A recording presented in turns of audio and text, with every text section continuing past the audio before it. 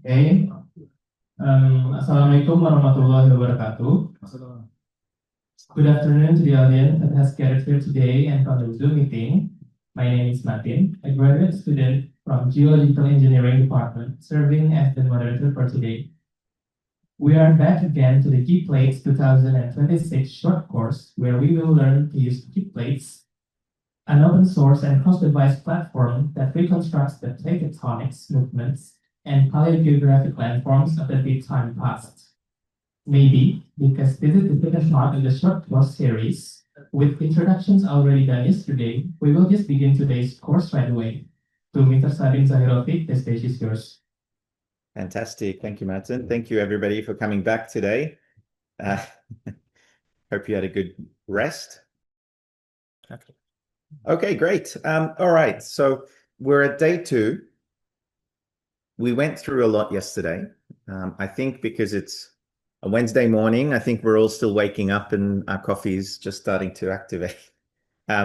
Let's start with a little bit of a recap and a little bit more theory, and then we'll jump into the demonstration. So we were just having a little look at online. There's these huge communities using GPlates for world building, for like game development, making their own maps, fantasy maps, which is great. And it's great to see that my online training video for GPlates is in the playlist here.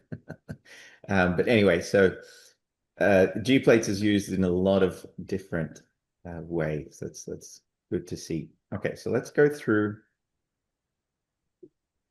a few things for day 2. Okay. All right, so for the plate reconstructions that we started to talk about yesterday and visualize some of the tomography, some of the actual models, I just wanted to step back a little bit so that you can see what kind of data and things have gone into them, that can go into them. So from the seafloor, of course, I mentioned that we can undo seafloor spreading, reverse seafloor spreading. We can integrate data from the continents, and we can look at the mantle structure, underneath. We can use that to test the reconstructions because we can run the geodynamic models forward in time to predict the mantle structure. So we can test it that way. To reconstruct the seafloor spreading history, we need 2 pieces of data. One is the directional constraints of seafloor spreading, and the other one is the age. And so who knows about Marie Tharp? Who knows about Marie Tharp's map?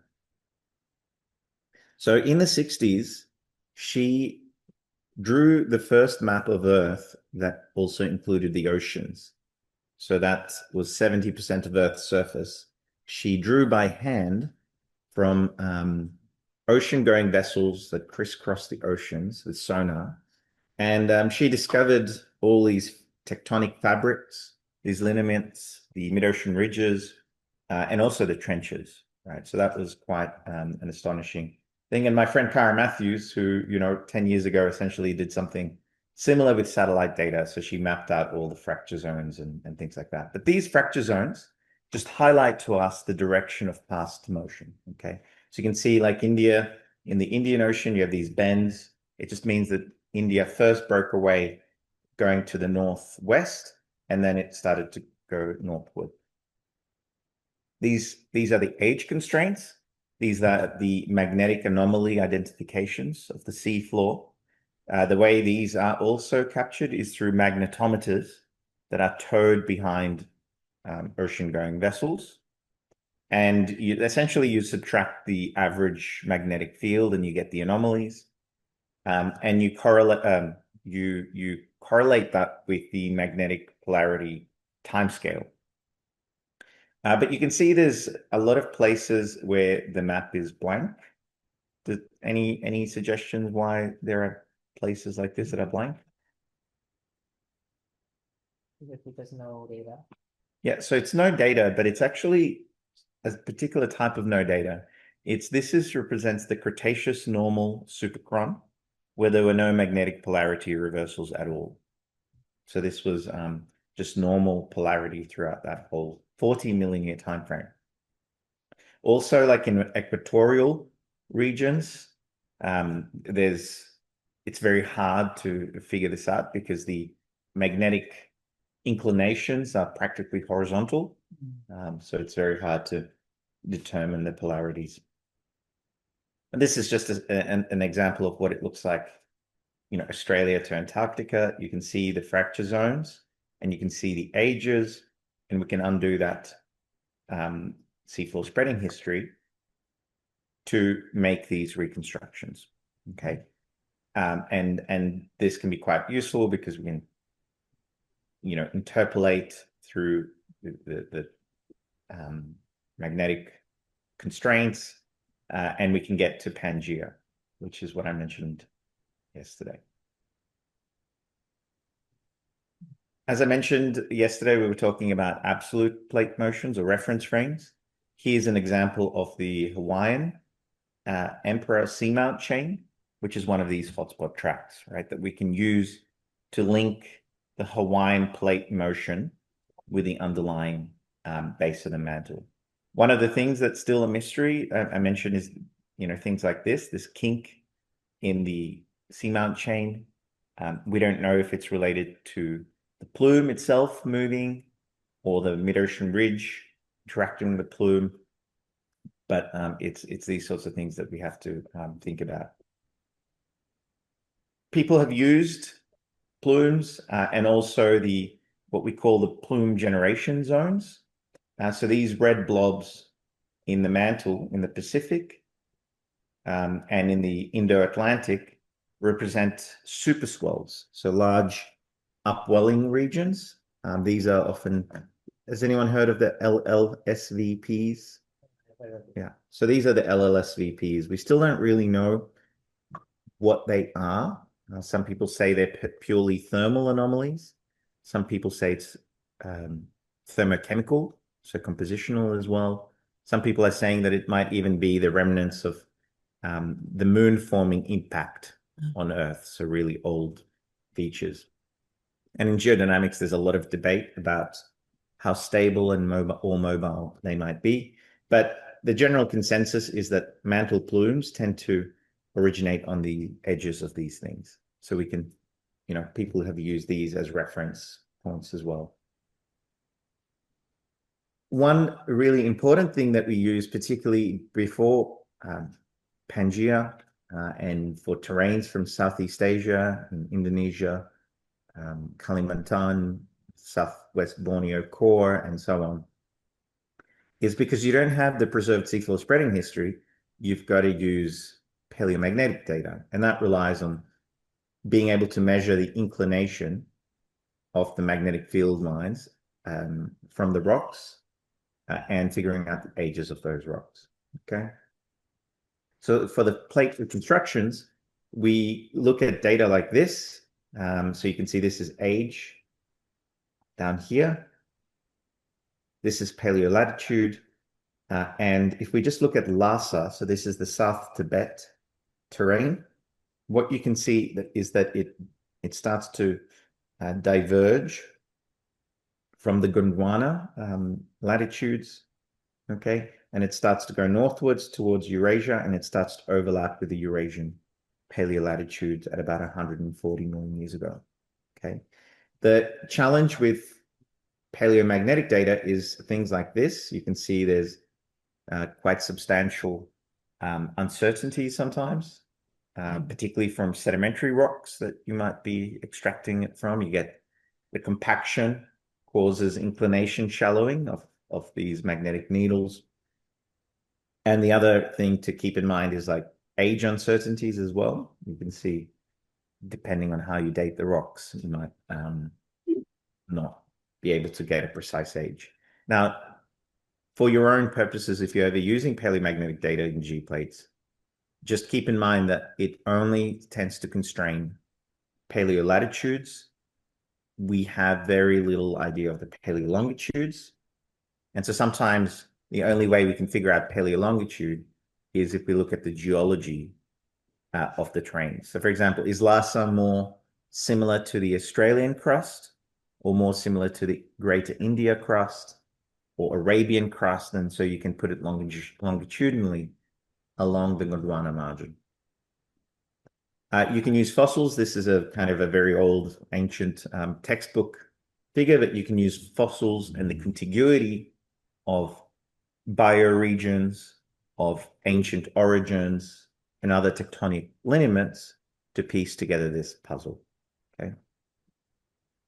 So here is another example of people using hafnium isotope data and detrital zircon histories to place Lhasa somewhere on, northern Australia, northwest Australia, rather than elsewhere. Okay, and so you can see that from these sorts of models, many parts of Southeast Asia seem to have been formed on the northern Gondwana margin in the Paleozoic, Mesozoic times. Sometimes we use geophysical data to try to figure out what might have happened. Of course, crustal thicknesses, we can see in Tibet, we have crustal thicknesses that are twice the average, about 60 kilometers, in the Andes as well. And one of the things, like, for example, in trying to reconstruct ancient mountain ranges, in Eastern Australia, where's my mouse? Here's my mouse. Okay. So in Eastern Australia in the Cretaceous, it looks like we had a cordillera of some sort, a significant mountain range. And people in paleogeography have ignored this constraint, I think, to this day. We're trying to look into it as well. But what we have is very thin crust in the Zealandia or Lord Howe Rise. And it's essentially an origin that looks like it just turned into a pancake. It's orogenic collapse. And the question is, well, how tall was this mountain, right? So you have to think about, you look at the metamorphic record. So some of the prograde metamorphic minerals suggest crustal thicknesses of like 60, 70 kilometers. You also have in Australia in itself about 2-kilometer thick package of sediments, volcaniclastics that were shed from this cordillera as well. So it's probably a pretty significant mountain range. So we can even use present day geophysics, metamorphic geology, and so on to try to understand that. And this is just another example of, well, the fracture zones and the tectonic fabrics that we can try to line up.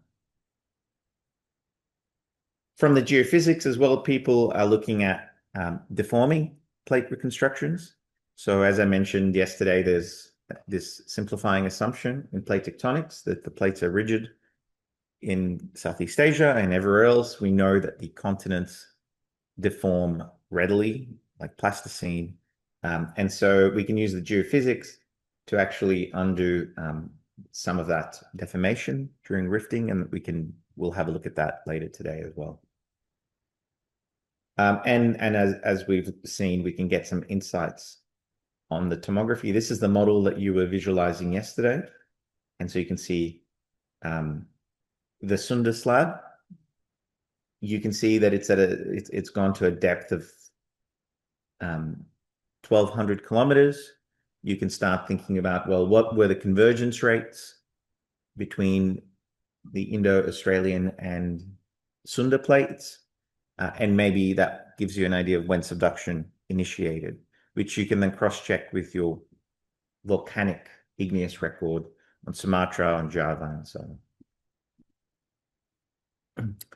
on. One of the other things we tried to do, you brought it up yesterday in terms of the rules of plate tectonics, like how do we check that these things,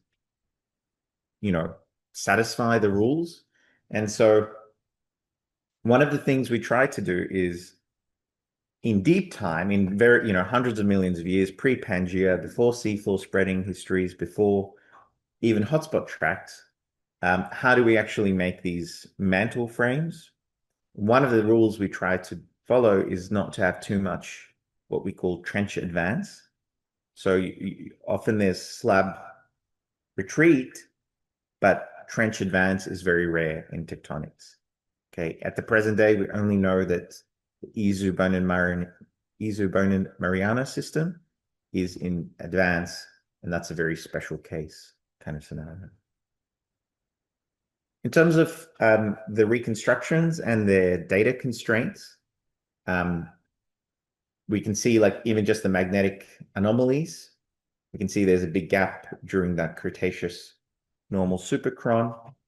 And generally, we can say that we have more data constraints at recent times, and it gets poorer in, as we go deeper in time.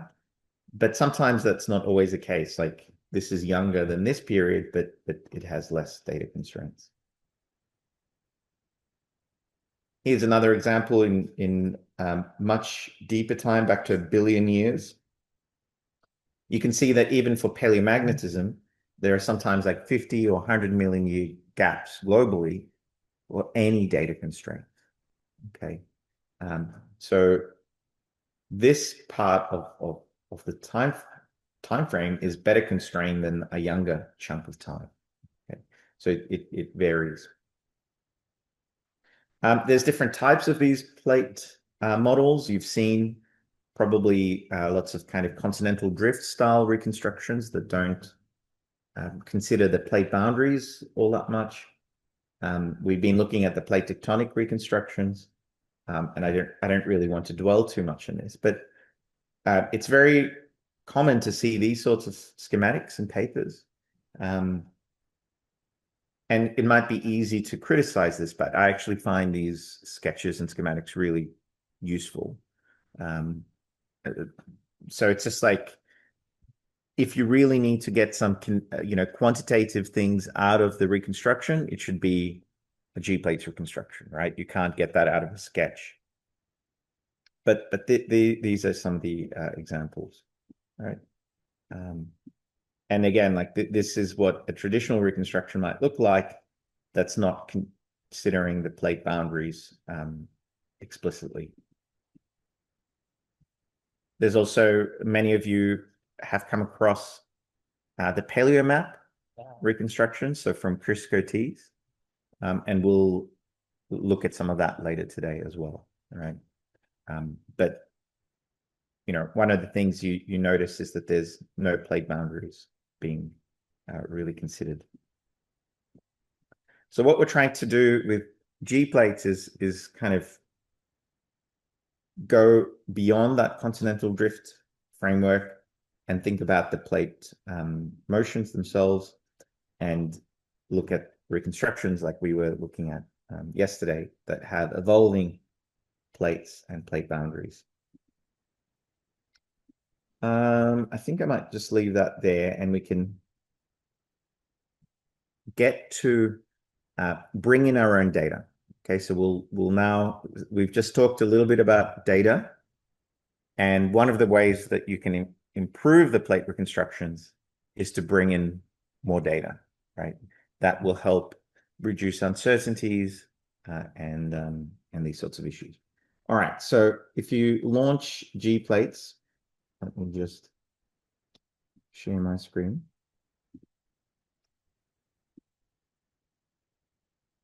And if you open up the model we were using yesterday, it's the 2022 GPlates project file here.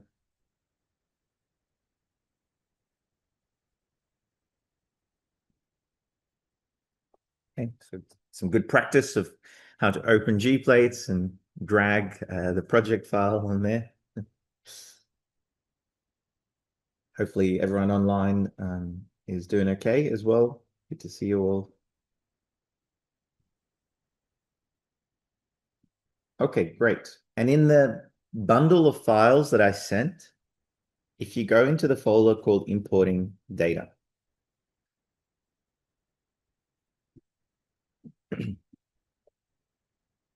has anyone used the paleobiology database before? No? Okay.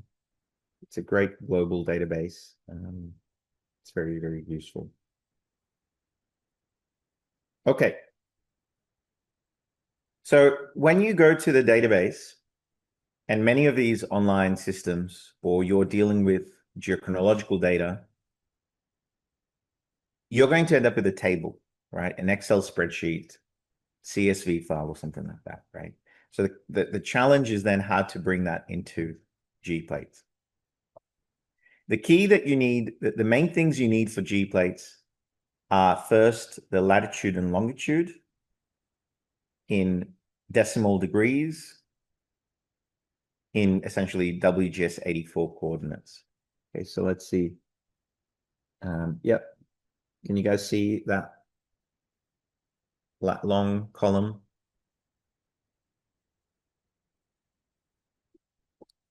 The other thing you need is some sort of age constraint. I mean, you don't actually even need it. It's just useful, right? Like you want to know when this was active, like your volcanic rocks, when were they erupting? Try to keep in mind that, there's uncertainties. What I do with like volcanics or any geochronology, I have the from age and to age capturing the uncertainty in those ages, okay? But again, these are floating point or integer numbers. All right, so unfortunately, there's no automated way in GPlates to turn a table into a shapefile. And we all know that shapefiles, to turn a table into shapefile, we need to get rid of the headers and just leave one row that represents the column names. Okay. So you don't need to follow along with this because we're not going to do that step, but I'm just demonstrating. Keep in mind, just some tips for you if you end up doing this. Keep in mind that QGIS and ArcGIS, because they use the shapefile standard, what they do is they cut off the column name to about 13 characters. So if you have columns that have similar names, so for example, you can see here it's like regional section, regional bed, the end of that gets chopped off and everything looks very similar. So just keep that in mind. You might need to try to rename these columns in Excel. What I typically do is use QGIS to using this tool, the delimited text conversion tool, where I can just point to this new CSV. Okay, the main thing then that you need to do is point to the X and Y field, so longitude, latitude, X being longitude, Y being latitude. Stick to WGS 84. And I think all I have to do is add and close. Yeah, great. So if I open this attribute table, you can see it's converted that. Fine. When we look at GPlates, we're going to have to look at these times. You can see that it's somewhere in the late Permian, I believe. I think it's some sort of trilobite that I just downloaded for fun. But yeah, so then what we can do is export, save features as, feature as, and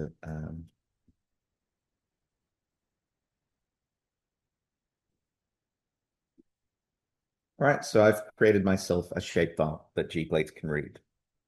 Okay, so if you miss those steps, you can come back to the recording. That's not the main thing I wanted to demonstrate here. Okay, with GPlates, because under the hood in GPlates, it uses an engine called GDAL that can ingest lots of different file formats, standard formats like shapefiles. We can essentially just drag and drop the shapefile onto the GPlates window. And you can do the same thing with a shapefile that I've provided here. Okay. So The key thing is, though, that GPlates doesn't know which columns contain some of the key things. So, for example, if you wanted this to be mapped to the name, okay, accepted name, you can go here to name, and you can already see the problems that I was mentioning. It's truncated the the columns name. I'm guessing that's what I need. The begin age is max MA, end age is min MA, and I think that's all we need. We can click on OK. And so nothing appears, nothing happens, because remember, these things happen, these occur in the late Permian. So if I go to 264, you'll see some yellow points.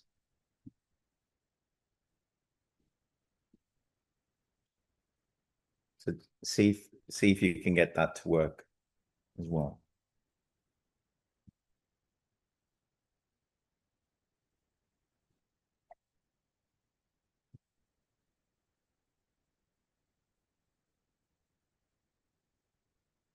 Sabin, Yeah. may I ask, does the layers that we import to the GPlates model assign itself? Like maybe if I want to import MIT, it will automatically on the bottommost layer. So it's automatic something. Yeah, so that's right. So the layer ordering, there's a little bit of logic there, not a lot.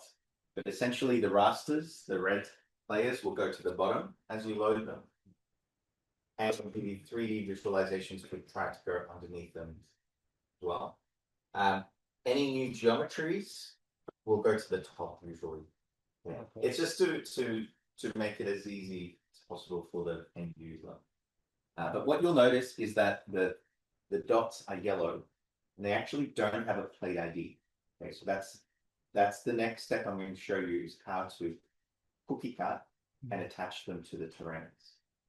But I just want to make sure that everyone's managed to open shape file.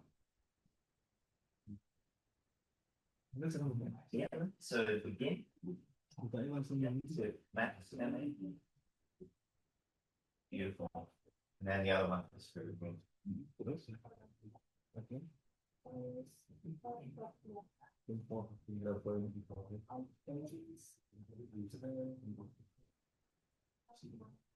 Oh, die folder file. Jadi yang set file langsung dimasukin. How'd you go? Yeah. So here, just make sure you begin is max. Oh man, you need like a telescope to Yes, makes on a tiny little font. Yeah. And then End is min MA. means MFA, then Yeah. And I mean name, you can choose one of the columns like accepted underscore N. okay, then I said nah, pilih episode N mana? N means MA. Name. Oh yeah, okay, yeah. So that's okay. Yeah. Oh, name, okay. Yeah. So what happens when you just do that? So when we go down, N. it's not recognizing as a unseparated value file. Okay. Okay. So we go.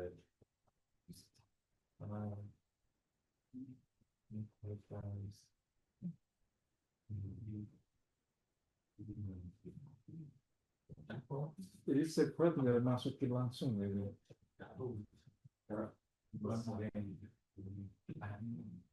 And like they keep changing the interface software, but I can't keep up. Yeah.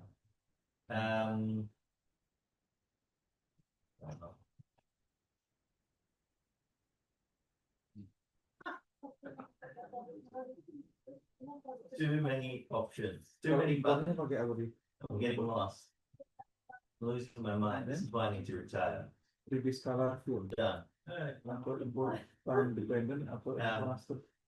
Do a quick chat GPT search on opening up a CSV in Excel. This is crazy. Because on mine, it will just open and recognize a CSV. I have a question. If we want to import the set file from here, where we must use So it's open feature collection. oh, Because it's a vector Okay. rather than a raster. Okay. Good question. You're getting lots of practice. Good. How's the practice going? Yeah. It's all good, but I'm using the fossil row, it's good. Yeah. Yeah, that's okay. Yeah, because I'm a little bit progressive import the ESP things. So you have this shape file. Have you loaded this one up into your GPlate? Yeah, you should be able to just drag it. And then go to 10 to what now? You can't drag it onto it. That's okay. I'll show you the other way. Show you the other way. Oh, yeah, implement. So we can go to the file. Open feature collection. And then I'm sorry, I've given you too many folders, but the other factor files that I've given you. And the other folder is it folders and this one, perfect. Perfect, yeah. Yeah, so let's open that. Let's open it again.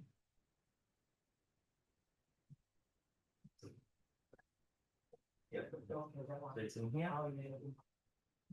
And then we just do that. And open. Yep, and then I think it's there. Yep, yellow, beautiful. All right, I'll show you guys the next steps. Anyone else start?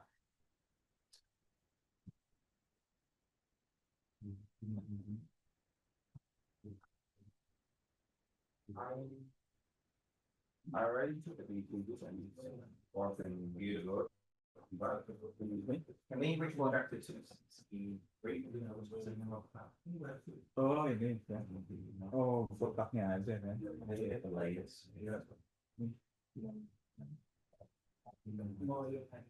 Oh, oke. Tapi dia formnya nggak sebiar apa. Karena harus ini. Ada tuaran, ada plusnya. Yeah, so bisa ya, Iya. Dia formnya nggak akan berubah kan?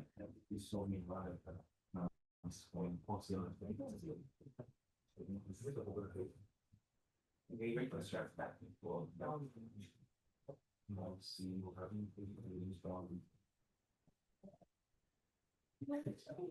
I have a look because you sometimes we need you need to Ya, kalau udah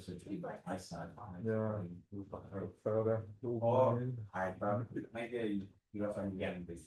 Yeah, excellent. We figured it out. sorry, Michael. Excellent. You've got yellow dots. Excellent. Okay, I'm going to go through that again so that everyone's comfortable.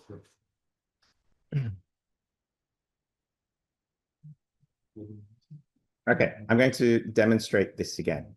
So say you've created your shapefile. You can drag and drop, or you can go to File and Open Feature Collection. Because remember, this is a vector data set that GPlates can read happily.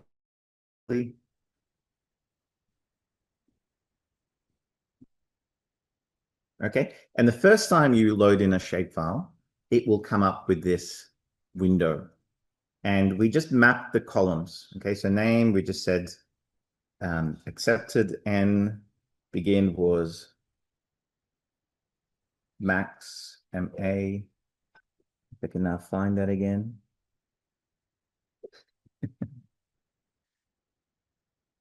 Oh, here it is. And then min MA. I click OK.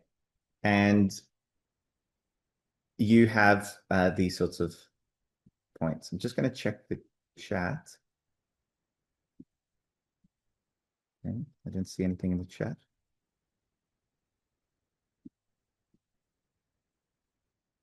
All right, great. So we have these points in their present day coordinates. Remember we said GPlates wants everything stored in the present day coordinates. So that's really straightforward. What we can do now is rather than editing each one and adding a reconstruction plate ID to it, this will take you forever, okay, to do it manually for each point. GPlates has an automated feature, okay, so you can cookie cut with any kind of polygon that you have. Remember yesterday we were talking about the static plate polygons, okay? So to do that, all we have to do is go to features and then assign plate IDs. Okay, the features, assign plate ID. You then choose the cookie cutting polygon or polygons. You can choose multiple layers. This is a very efficient algorithm. I'm amazed how quick it is compared to even ArcGIS and QGIS. But here we just choose the static plate polygon. Okay. Global present day static plate polygons.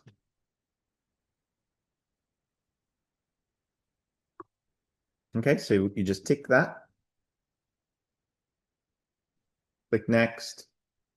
You can choose then the layers that you want to cookie cut. You can select multiple layers at the same time.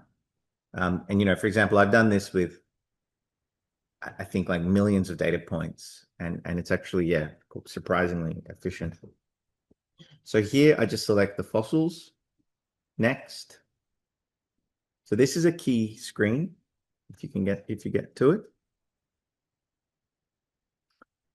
You want to, in most cases, always just do it at the present day because you've got present day coordinates. Okay. Partition cookie cut, the default is fine. And then you can propagate by default, the reconstruction plate ID. But you can also, if you wanted, is to apply the time of appearance and time of disappearance onto your geometry, right, from the static polygons. That can be quite useful if you're like reconstructing or cookie cutting like fault data and other data that you actually don't have age constraints for. Okay. But for the fossils, we can just leave it the default, click apply. If I go back to 265, you'll see that the fossils are now different colors in different parts of the world.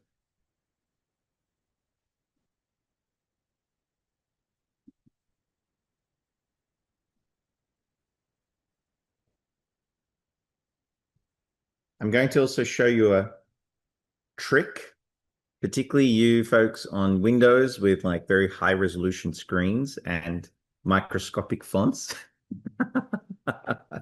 So GPlates doesn't have the ability to change symbology all that much, but I can show you some ways that you can change the coloring and size of things. So we can go to Tools, Configure Geometry Rendering. So Tools, Configure Geometry Rendering. And you can increase the point size to, I don't know, 10. You can change the line widths as well.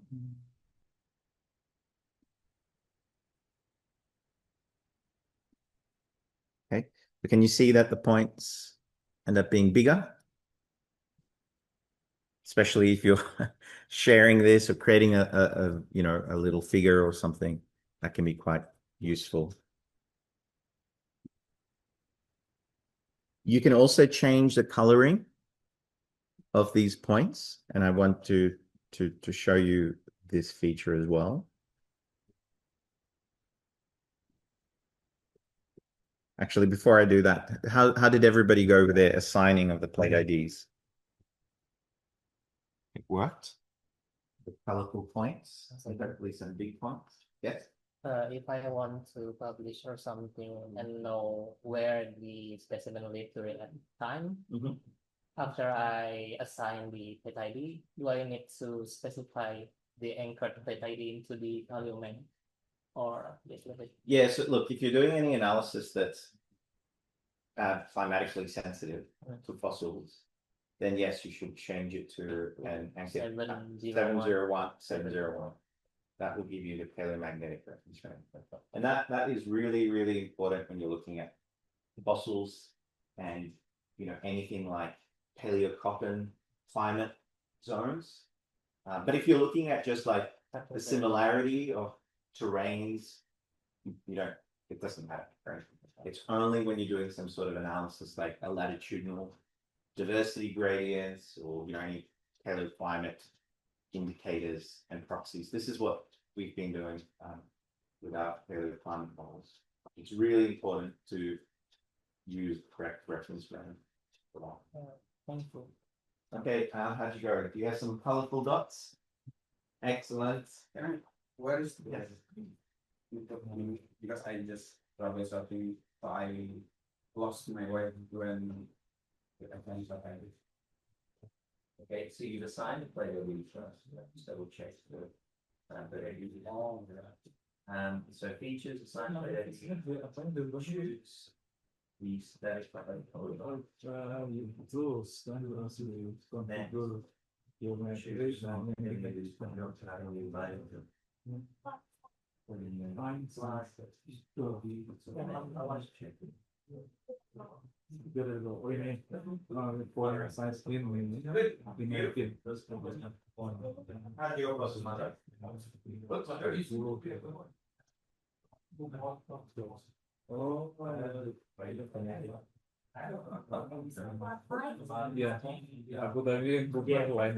So I just use keyboard shortcuts. So I'll show you my trick. My trick is to almost always be on the selection tool, but then press and hold Control on your keyboard and then click and drag.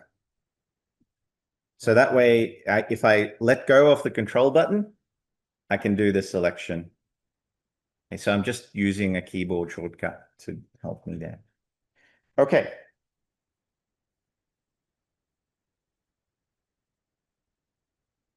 What we can do also is we can manage coloring of features. So in your layers window, remember that's in Windows, show layers. In the top right here, there's like a little 3, colored dots. You can select individual layers, so your fossils, and the default coloring is always by plate ID. You can select a single color instead, choose a particular color. You can, add specific colors.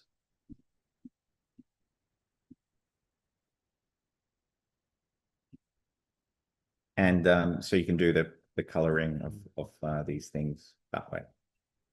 You can also color by age, by type. I mean, there's lots of different options I don't really want to go into today, but that does live in the tutorials online.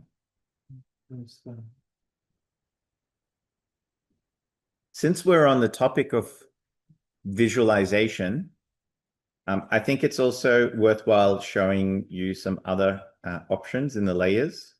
If we expand the layer, we can change the transparencies of many of these things. Let me see, that might not actually work for points.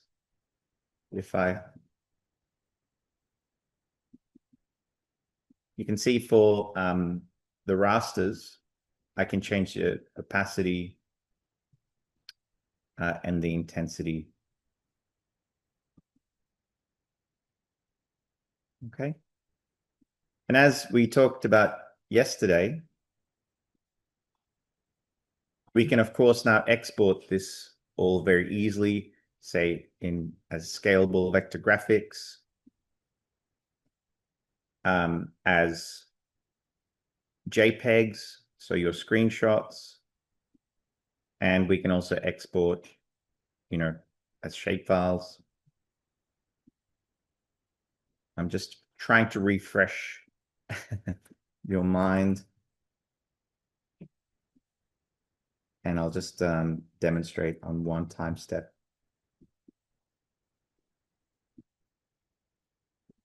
Okay, so I've got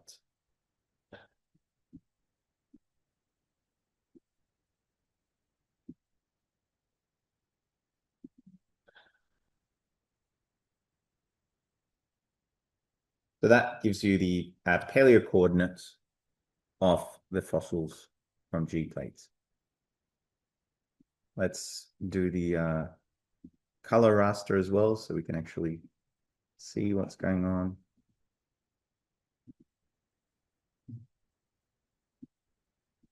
That's the GeoTIFF.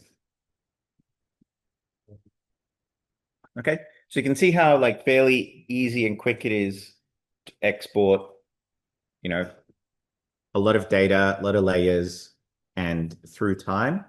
I mentioned to you yesterday how you can export those frames and turn them into animations using FFmpeg. There are other tools as well. But yeah, So does that help you get a sense of how to bring in your own data? Okay, so GPlates will read shapefiles. I think it's also quite forgiving with kind of coordinate systems in many cases, but it's safest to be the WGS84. Okay. And then remember, the key thing is to assign the plate IDs. Once you're happy with all of that, you want to preserve these changes, right? So you can go to File, Manage Feature Collections. And if you scroll down to the bottom, you'll notice that your fossils shapefile is red. Okay. So you want to save those changes, and those plate IDs and everything will be preserved for you. Okay, so I'll just show that again. So you go to File, Manage Feature Collections, and Fossils, Raw and Shape, Save, or Save As. Does anyone use GeoJSON and other formats? If you ever need to convert shapefiles into GeoJSON or whatever back and forth, you can even use GPlates for that. So you can just go Save As and then choose, GeoJSON or GMT, XY. So GPlates can be quite useful as well to convert between file formats. Our coordinate system of previous step 5 is going to be, we need to convert our coordinate system to geographic latitude, or if I using UTM, I can just export it to me.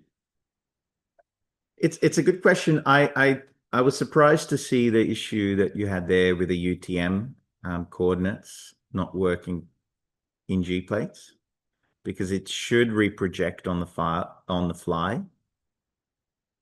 But I think to be safe, maybe just stick to the WGS84. In QGIS, you can reproject in and out of projection systems very easily.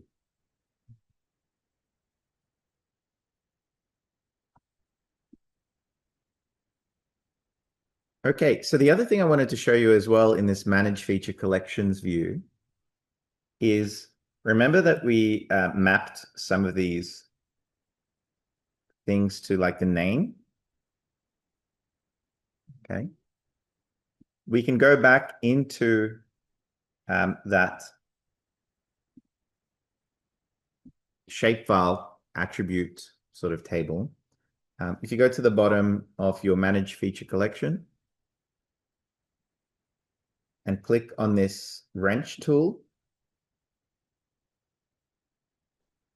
you can change the name to be something else like environment. And so that might be useful for looking at paleogeography, right? So it's telling you, for example, these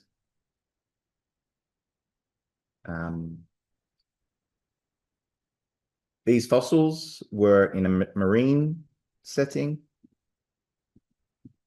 What's this one? Carbonate, marine, and of course, most trilobites you expect to be in some sort of marine setting, okay? But that could be useful for some of your paleogeography. And this is just one species. When you ingest the whole paleobiology database, you get lots and lots of data, right? You get corals, you get, you know, fish, plants, all sorts of things. Okay, any questions on the fossils and importing your data or coloring, exporting? I wonder if the shapefile as polygon, it will be working just like alright. What I wonder.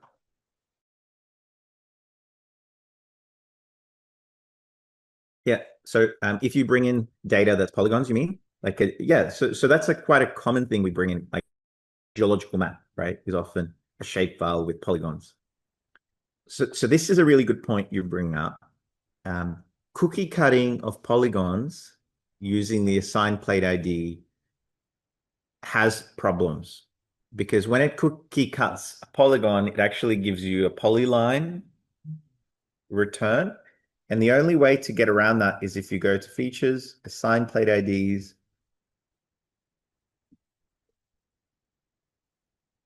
and choose this feature that says copy feature properties from the polygon that most overlaps the feature. So you preserve your, your shapes. But you might not be able to partition it. So often what I do in those cases,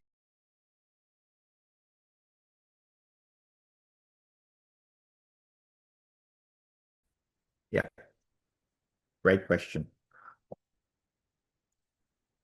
Okay.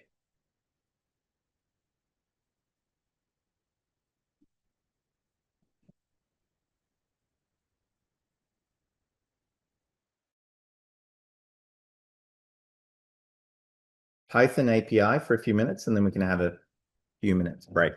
Okay, so if you are using any scripting, like if you're processing lots of data, big data sets, it can get cumbersome and a bit slow with GPlates, although it's usually actually quite efficient. I mean, I can show you later, but I can load up igneous zircons, global databases without too much issue. But you can use a Python API, and this is usually GPlates. There's lots of documentation on it. And it's very easy to use in the sense here. You just want to pass to GPlates, the reconstruct the coastline, for example, file or a shape file, provide it a rotation file, provide it the output.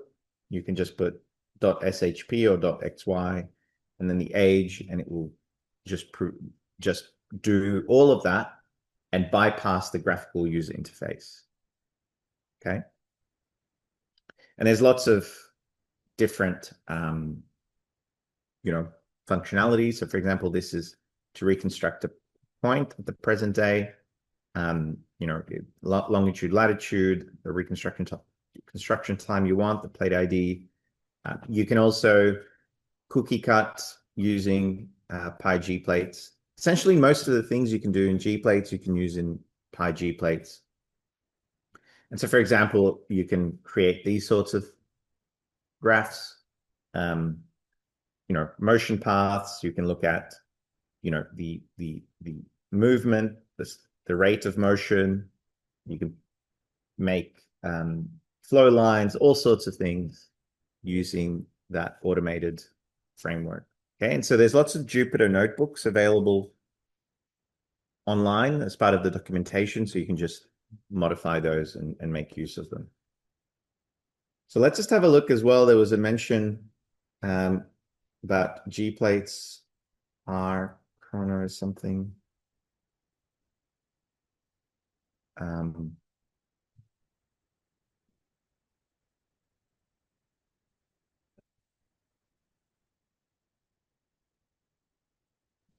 So you mentioned yesterday that you might be interested in using R. And so there is a tool called R GPlates. And this is developed by Adam Koches in Germany. And it uses either the GPlates web service or the GPlates desktop application, right? So there's lots of documentation on this as well. And there's lots of examples here as well. Okay, so I think they also, yeah, they've created Chronosphere, which is also using GPlates. Using GPlates for some of these reconstructions. So the paleobiology community uses R GPlates a lot. I guess because they use and rely on all the statistical packages in R. And so they're very, very keen on the R integration. Okay. So on the GPlates website, you should be able to go to R GPlates and be able to see the instructions and documentation.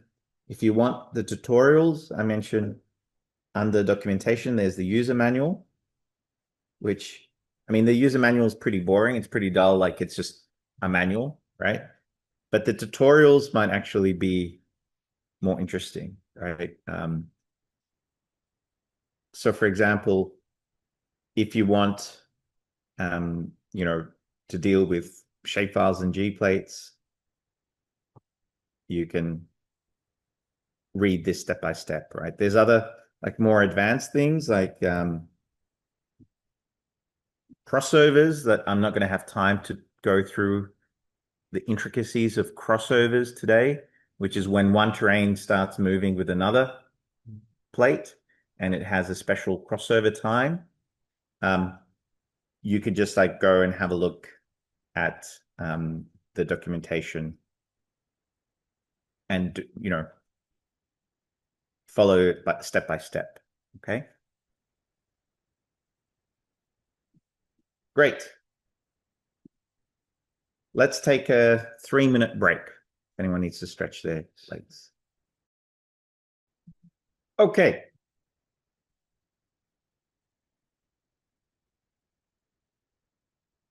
For the rest of this hour, let's dive into the deforming reconstructions. Okay, so this is another really big advance in GPlates, being able to overcome the shortcomings of rigid plate assumptions. And this can be quite useful for, at least on a basic level, modeling deformation. It's particularly, I think, useful for modeling basin evolution, because what it does is it captures the stretching factor evolution, crustal thickness evolution, tectonic subsidence, syn-rift, and post-rift thermal subsidence. And so it can be quite useful in some of these ways. Let me see if I've got some slides on the deformation here.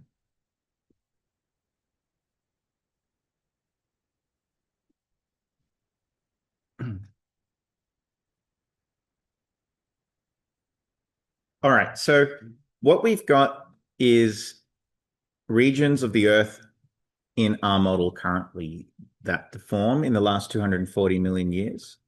But that is actually quite difficult to implement, right? You need to know the timing of deformation, the magnitude of deformation, any partitioning of deformation, and so on. And so, for example, you'll see in the model, there's a deforming model for North America, South America, Southeast Asia, India-Eurasia collision zone. So it's not perfect. It doesn't cover all of the deforming regions in the world, but that's something, students can add. The default model that is in there is like a pure shear or uniform extension model, but there is an option to make it a focused deformation model. So with another option in GPlates. So let's just see. So this just captures. You can see here, this is the stretching factors through time in the Atlantic. And so GPlates will be able to give you things like the tectonic subsidence of any of those points through time. So this is quite an advanced use of GPlates, but since you've given me the time to go through all of these things, I'm going to show you more advanced and expert uses of these tools. So let's go and have a look. I'm just going to start with GPlates, blank GPlates, and I'm going to bring in that project file that I was using at the beginning.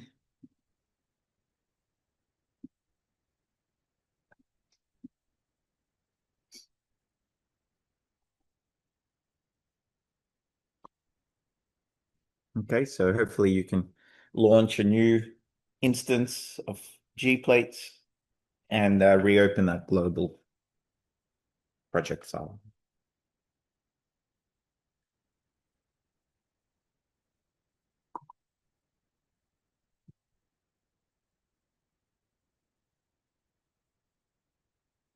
All right, excellent. So one of the things that took up a lot of my time with developing these models is we used to have a philosophy of like having topologies that represent the rigid regions of the plate and separate topologies that represent the deforming regions. And I found that really painful because sometimes most people just want the rigid plate model. They don't care about the deforming model, right? And so what I've done is kind of provided people with both options. And in the layers dialog, if you just activate these brown layers, the deforming networks active and the deforming networks inactive, you'll see these meshes. So that's effectively the deforming model. Okay. What you should also see is that the velocity arrows in those areas will turn black. That means that GPlates is reading the deforming model for the velocities. Okay. So again, to help demonstrate some of this, if I anchor 301, which is Europe, I hope that you can see that there's a lot of partitioning of the velocities of the convergence in these triangulated mesh regions. Okay, so that's the deforming model in there. Has everyone been able to see the meshes in there? Okay, great.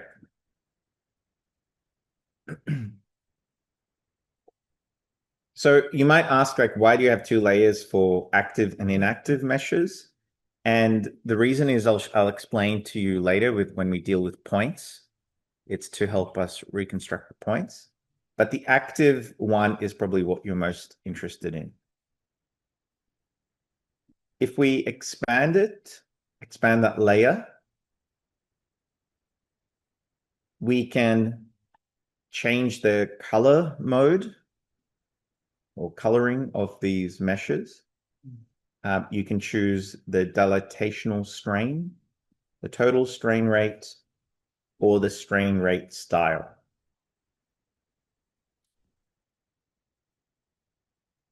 Again, you can play around if you click on this. Oh, I've pressed the button, now it's thinking very hard about something. Hopefully it hasn't crashed.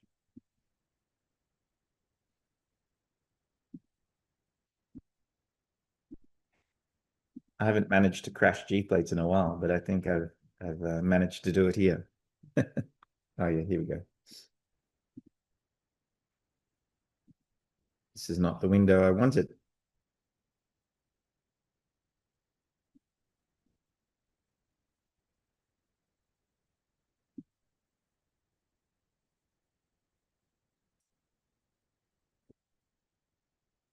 Under this color palette, you can click these three little points and you can point it to color palette file.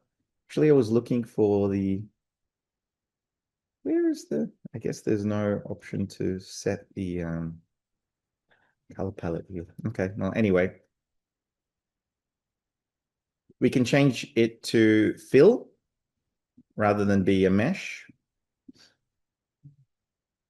And if you want some more information on the color mode, you can click on this little question mark.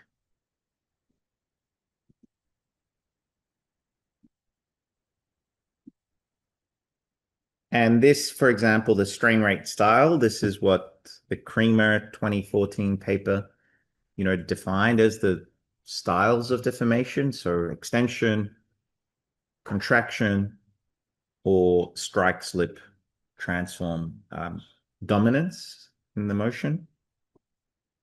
So let's have a look. Anything close to 1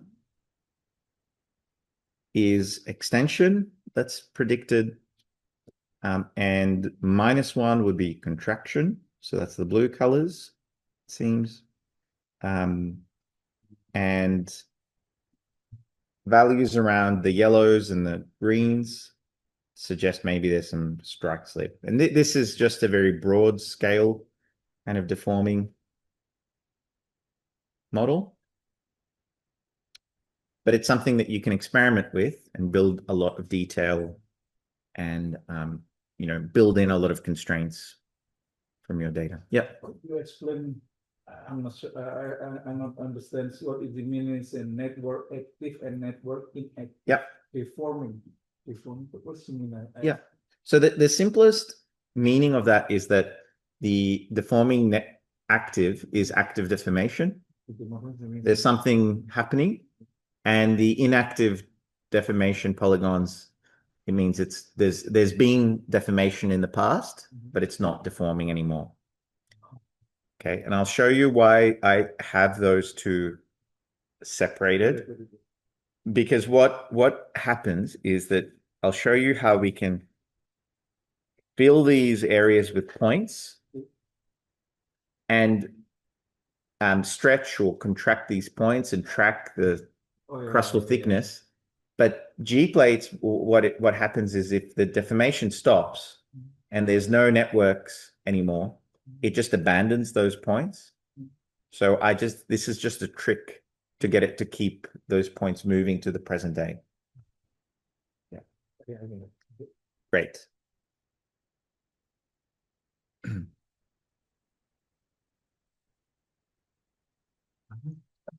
Okay, excellent. So that's just like a quick introduction to the deforming model. I'll show you after the break, we'll talk about how we can edit these topologies, so rigid topologies, deforming topologies, and how to edit the rotations as well. Okay, so this afternoon we're really going to get into the technical nitty-gritty. But before we do that, I wanted you to see what these end products look like and what you can do with them. All right, so let's try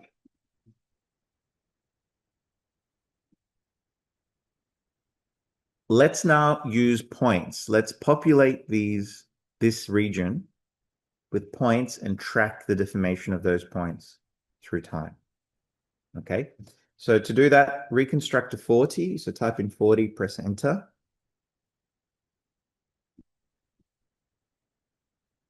And click on the edge of your Southeast Asia deforming region.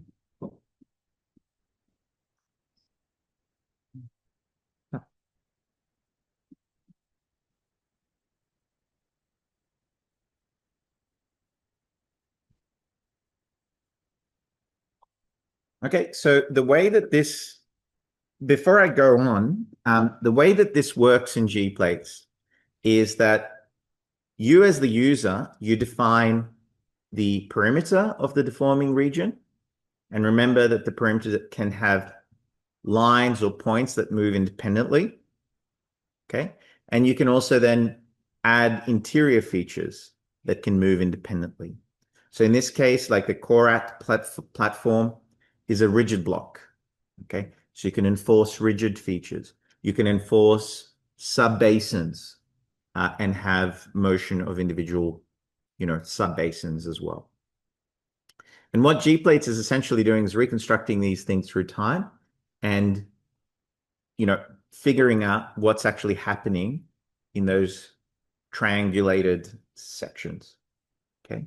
So what I'm going to do now is just demonstrate how we can add these deforming points. So what I've done is I've selected the deforming network at the beginning of the deformation. And then what I do is go to features and press generate deforming mesh points.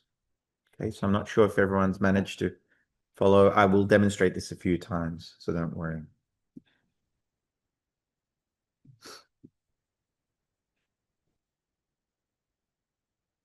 Okay, so the default is that it will drop the points in the featured, focused, area, that white selected area. You can play with this number. This is the density levels. Okay, this is essentially the resolution. For testing, you probably want to stick to 6 or 7.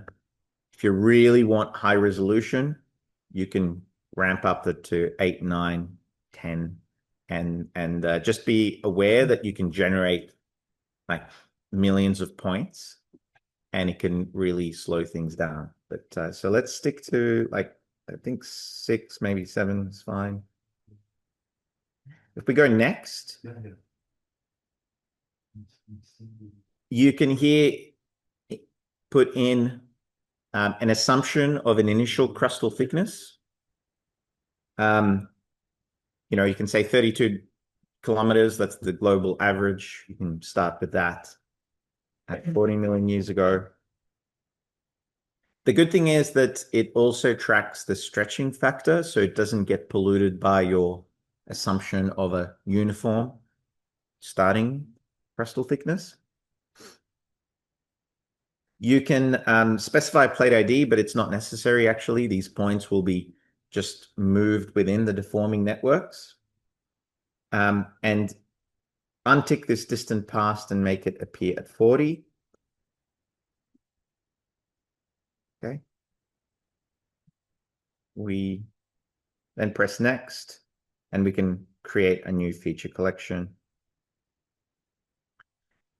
You'll then get a window like this, and I'll go through this again, guys, but you get another window that gives you some more control.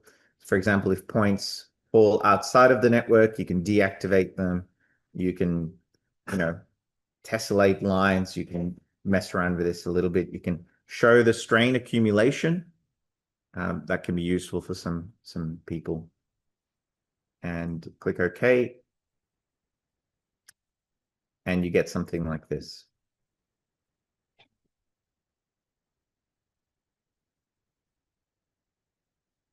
So if you play that forward in time, you'll see that these points are being deformed by the mesh. This is the new layer that it's created, and I can change from crustal stretching factor to the crustal thickness. And you can see this is the crustal thickness that it's predicting. You can also look at the tectonic subsidence. And here you can actually change the color palettes quite easily.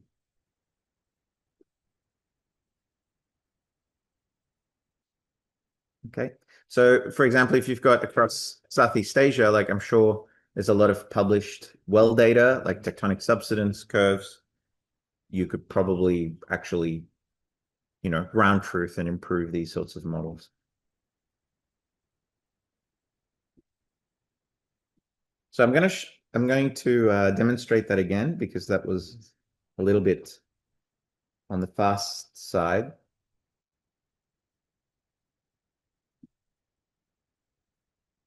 Okay, so what I've done is I've gone to the beginning of the deforming phase.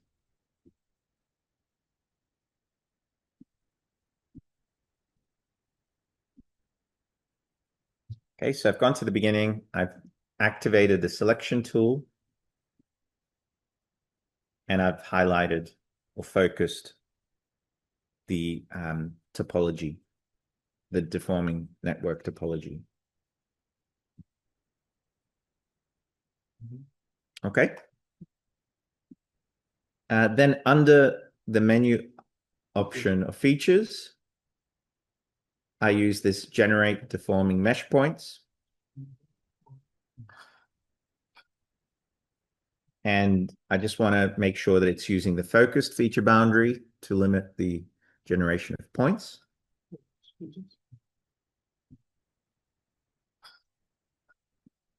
The density level we can change. I've just tried 7, just for my test, and I don't recommend you do this, but I'll do, I don't know, I'll do 9. I'm going to get something very high resolution. When I click next, I can specify the initial crustal thickness. Say I choose a global average of, say, 32. And I want to specify the begin time to be 40 million years ago. Okay, any questions up to here? Go next and create a new feature collection. I select this in the list and I click create. It gives me a few more options like the time increments if I want to change that. If I want to deactivate those points, if I want to show strain accumulation, I can show that the third time that I demonstrate. Click OK, and it's going to think about this a little bit, depending on the resolution level. If you try like very high resolution levels, which I've done here, you could be sitting there for like 10, 15 minutes. Okay. So yeah.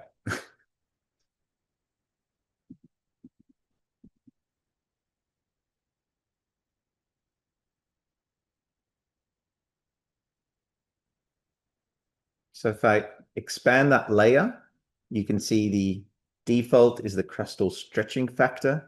So 1.8 here means extension. That's the definition of the crustal stretching factor, is any value above 1 is an extension. Anything less than 1 is contraction. You can look at the crustal thickness changes.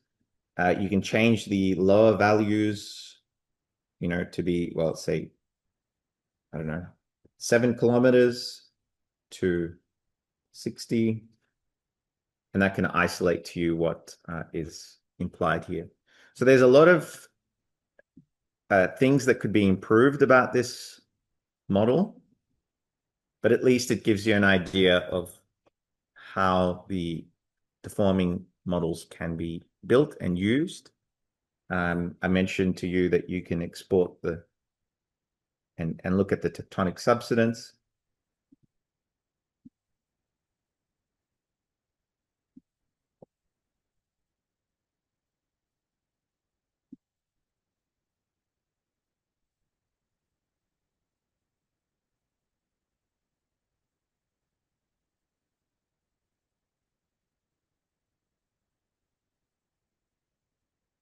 Okay, has everyone managed to change some of those colors?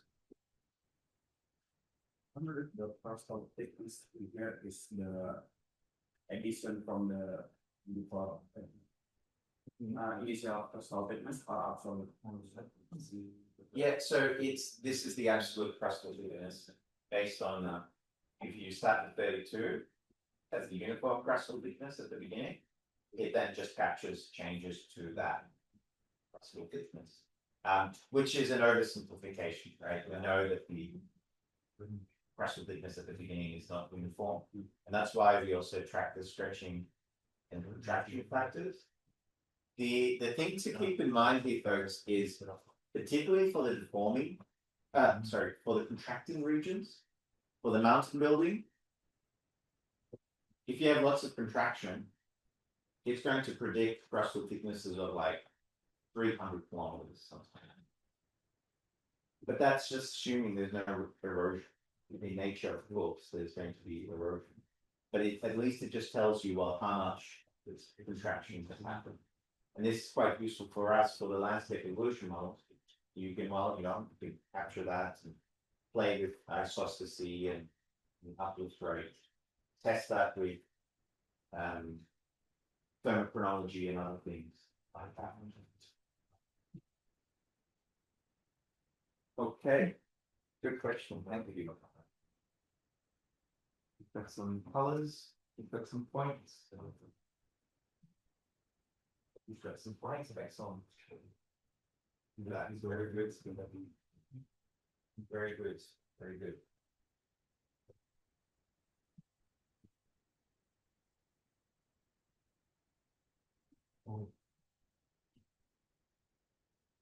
Wait, you've got some good color palettes you're playing around with. Is it good?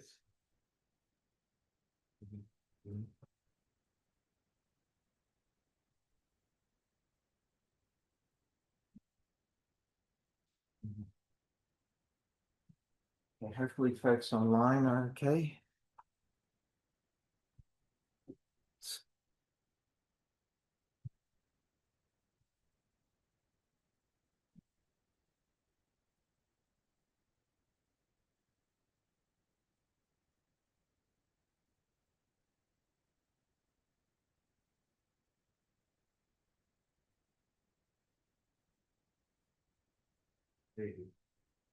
All right, great. So what I want to show you next is how you can export these things, right? You want to be able to interrogate this outside of GPlates. You want to interpolate, extract values, any statistics. You want to maybe bring it into modeling, like landscape evolution modeling. You can do this with a tectonic subsidence, for example. You can track the velocity displacements through time. So there's a lot of ways that you can evaluate these things. All right, so to do that, we go back to our trusty export window. So reconstruction, export.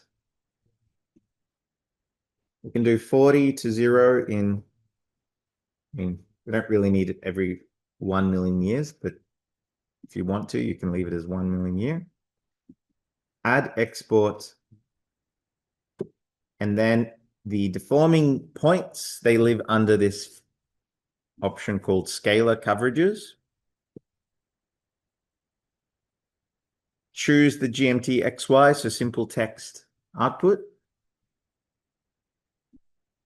For this, we can just export to a single file. It doesn't really matter. You can set the latitude or longitude order. I'm happy with longitude first. And we can add other options to include the dilatational strain, the strain rate, the total strain rate. If I click OK, and I specify the output directory that we were dealing with, we put a new folder called deformation. Again, we just click begin export.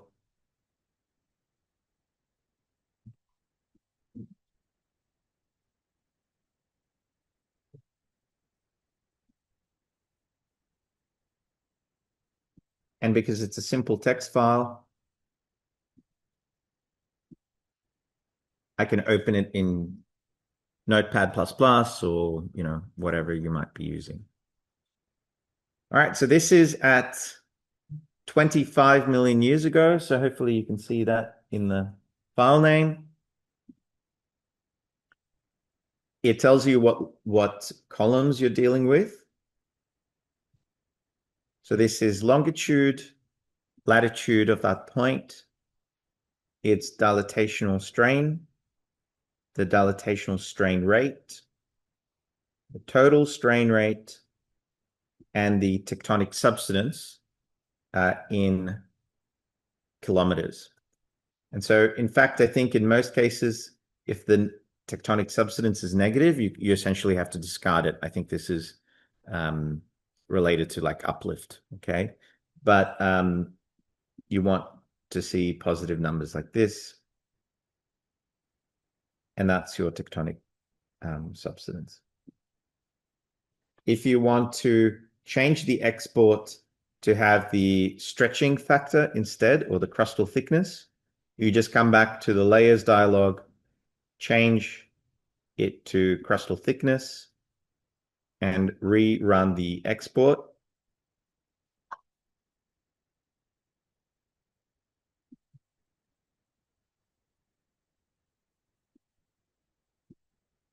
You can see that you now have a column instead called crustal thickness, and this is, 3.39 times 10 to the power of 1. So it's, 33.9 kilometers. Okay. Yep. The column name is not to give back 40 to add back 0. How do we say in the column? The age, yep. So the age is actually from the file name. Can you see there? So it creates a file for each age that you've exported. But it's a good question because really ideally it should also be in here somewhere, but it's not. Oh yeah, it's right at the top. Yeah, sorry. It was hiding beneath my Zoom controls. Very good.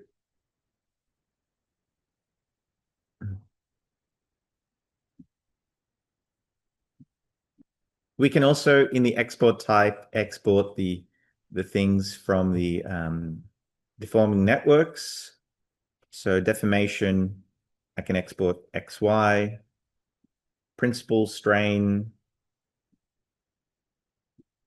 strain rate style, and so on. Click OK, begin export.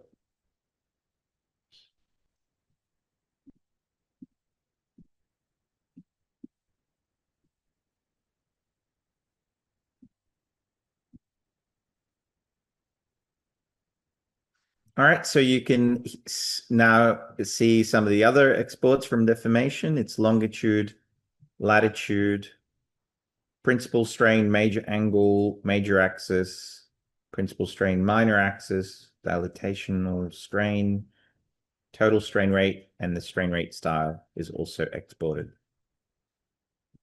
You can see that the denser those points that you make, the bigger the files are that you output. So each one of these files is 20 megabytes. If you want to do this at 1 million intervals on a global scale, you're going to have a lot of data to deal with. Okay. So the point is moving time. Yes. How do we check this point? Yeah. So look, that is a great question. That is a really great question. And this is what does drive me a bit crazy with this tool. So there's no identity to the point. So yeah, exactly. So it's the row number. But if you've activated that tick box somewhere that says deactivate if it falls out of the network, the order of the points changes a bit.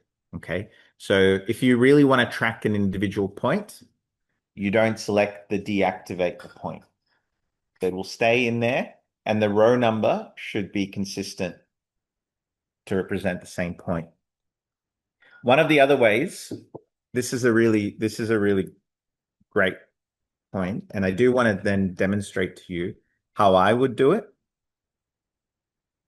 because there's actually quite a cool feature in GPlates that allows you to do some interesting things.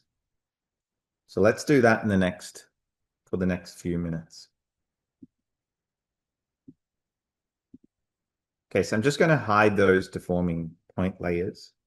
And I want to demonstrate to you how we can actually use GPlates to deform geometries, you know, from essentially present day and going back in time. So it could be your well, like maybe you want to track your well through this mesh, or your seismic line, you know, or something like that. So you can digitize some points. So let me demonstrate first, and then you can try it yourself. So I've just activated the digitization tool. I'm going to drop in some points. You know, in this case, sure, I'll give it a plate ID of 614 initially, which is Kalimantan. Let's make them appear, I don't know, 40 million years ago. It doesn't really matter. I'll create a new feature collection, and I'm going to digitize a line as well.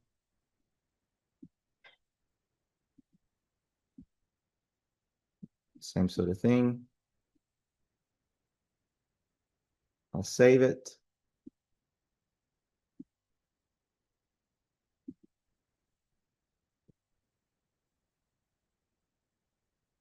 Okay. And so what I can do here is, you can see how it's created a new green layer, right? It's just a geometry layer. You can do this to any geometry. You can now reconstruct using topologies. So I can say yes. Well, actually, first I'm going to connect the topology surfaces, the deforming network active. And I just say yes. Older stage, let's do 40 million years. And you can see, unfortunately, it turns the line into points. But what should happen? Sorry, let me just.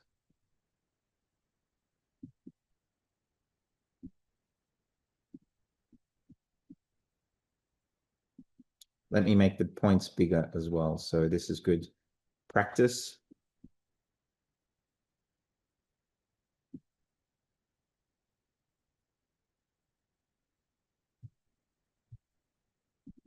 Oops.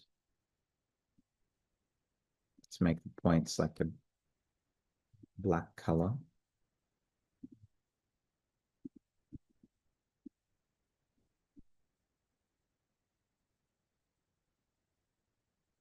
So see how those points and lines are actually being deformed within the network. So you can essentially use that to track like a particular point. What I would do then is the other layer of all the deforming points, I would rasterize them. So I would interpolate, say, the crustal thickness, and then I can use these points to sample and extract values of tectonic subsidence or crustal thickness or whatever. But it's quite neat to be able to, you know, drop in a few points, whether it's well data or something like that, and be able to track that deformation through time. So hopefully that gives you an idea on how to use the existing model. After the break, we'll talk about how to actually modify all of these things and kind of either build it from scratch or modify what's already there. Okay? Any questions? That's beautiful. Sure. Python or R is not 3D and analysis, right? Yeah, so that's a good point. So there's no visualization that it's provided. So we use external tools. So you could use Shapely or, you know, GMT or whatever else to do the visualization. That's available. What Python is saying. Yeah, I mean, yes, there should be a GPlates web feature service that will work with Python as well. I understand that the Python and the R is not necessarily replacement as the desktop application. So The form of the you can use for the desktop. yes. So particularly for anything like you say visualization, I use the desktop app for processing data. A lot of data, something that's automated. I can use Python. GPlates has most of the functionality, none of the visualization things. So that's fine. The GPlates functionality is a bit more limited. Yeah, it's a bit more limited, but you should be able to get, do all the common things using R. Yeah. All right.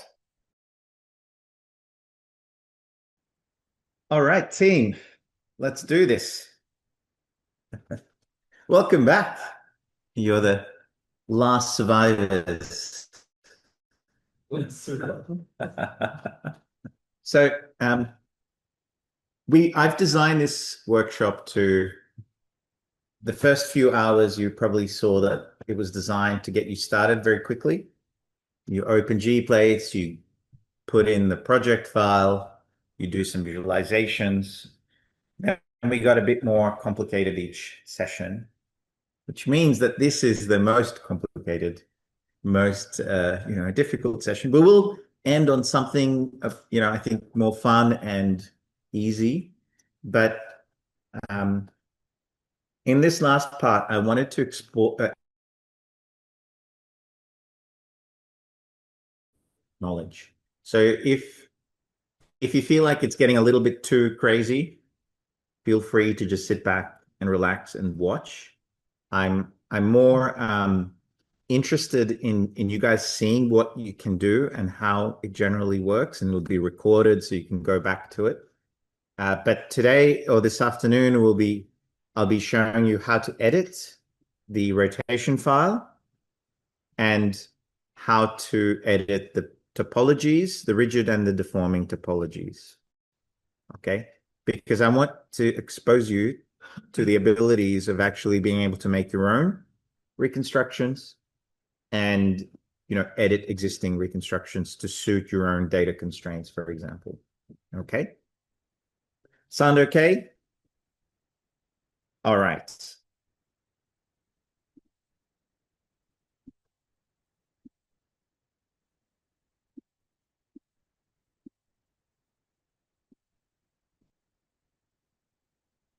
So this morning we talked about the deforming model and the deforming networks. So maybe we can start there actually, so that it's still fresh in our minds. We can revisit topologies from the perspective of deforming plates, because yesterday we talked about topologies of the rigid plates, but the principles are very much the same. Okay, so just try to remember that GPlates can create a topology if it has existing lines that all connect. Each line can move independently, and GPlates on the fly computes the intersection of these lines to create a topology, right? The whole point is that it's a topologically correct model. There's no gaps or overlaps, and we focus on the boundaries. So let's dive in. If you've got a mess of a workspace, you can just reopen GPlates and load in that project file we've been working with. You just need a bit of a fresh start. Okay, and so let's go back to Southeast Asia. We can hide the velocities. They're a bit distracting. And we can activate the or show the deforming networks. I'll come back to the deforming networks, active and inactive, but let's just have a closer look at this. Okay.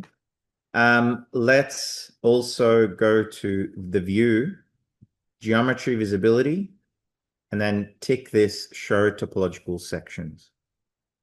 Okay. Because by default, they're hidden. Also show the feature geometries. Okay. And so that will highlight all the different lines that are used in, for example, the deforming model and the rigid model.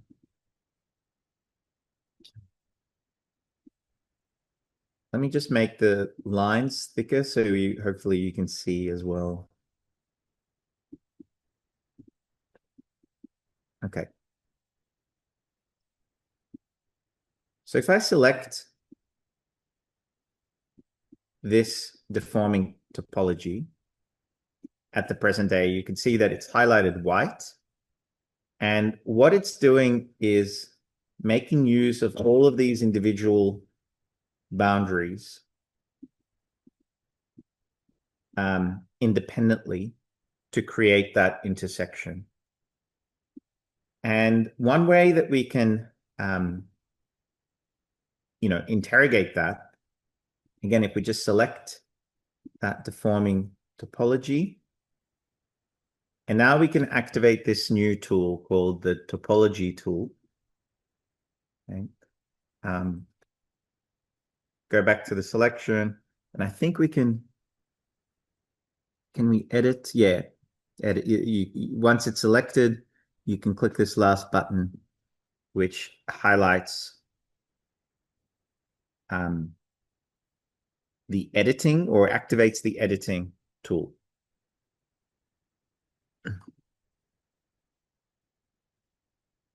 All right, so can you try to follow the white lines? As I click on this list, you can see the individual lines that are used to make up the boundary of that topology. Okay, each one of those has its own plate ID and can move independently. And so to make these topologies, you as the user, you have to tell GPlates, well, these lines need to participate in that. So maybe we can do a little experiment and test ourselves. And maybe to do this, let's just hide the existing network, deforming networks. And maybe what we can do is try to model something here in the Java C.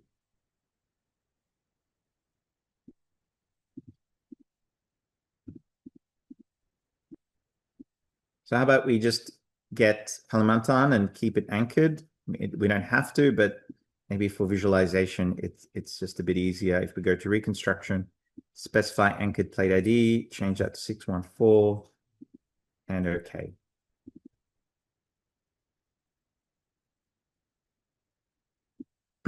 We can even turn off the plate boundaries if they're getting too busy, and even the feature geometries. Maybe they're a bit too distracting.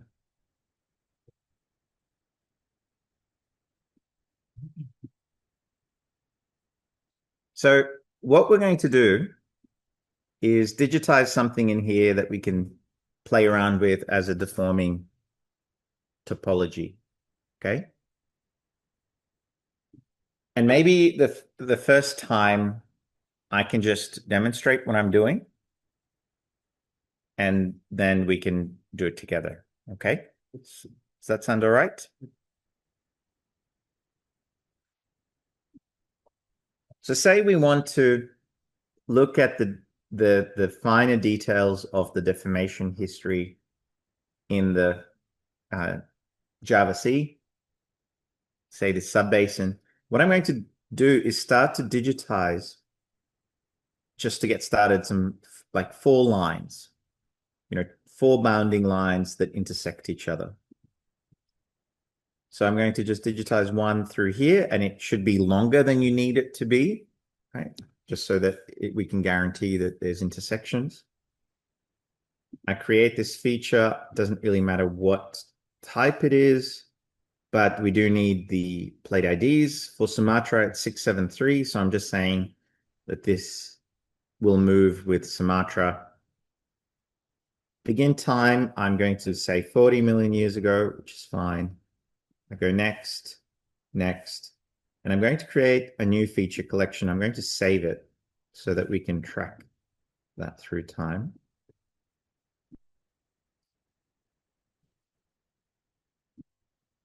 Okay, so that's my first line here.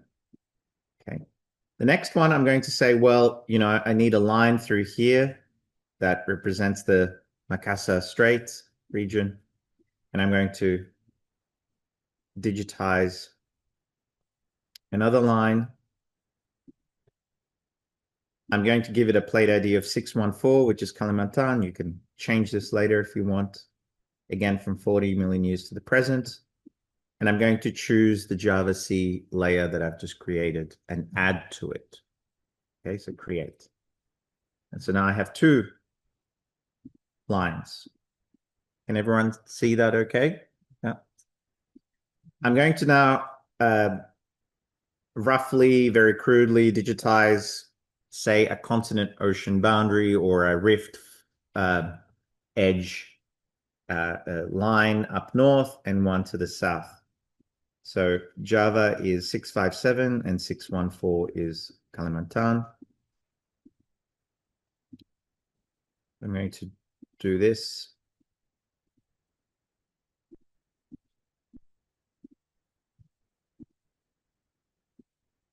(614) from 40 million years ago. Again, I'm going to add it there.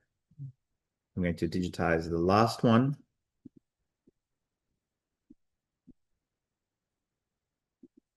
And this will have a different plate ID, 657, which is Java.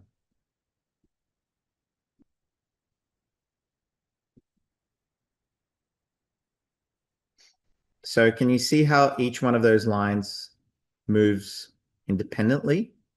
And what we've already discovered just by reconstructing to the present is that these lines end up being too short. So I can select one of them and just add extra vertices to help with intersections.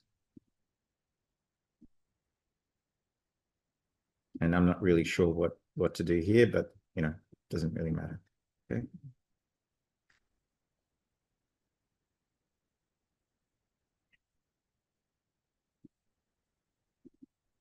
Okay, so essentially you start with something like this. You have some intersecting lines.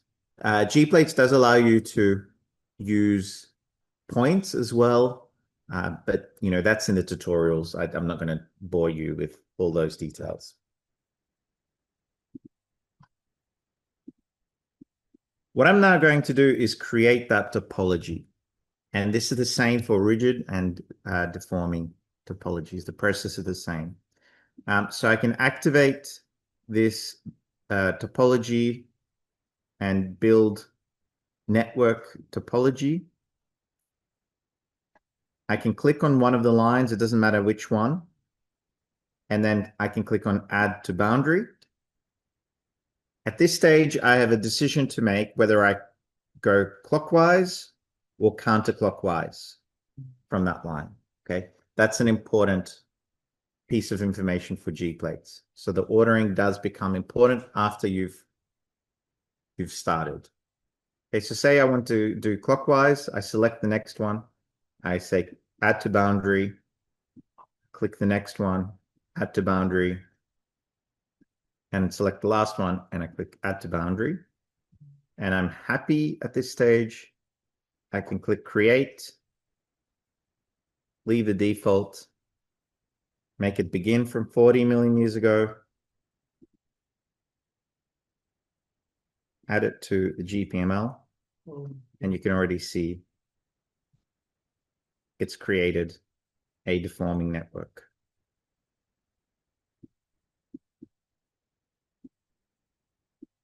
All right, so do you want to try doing something like that yourself?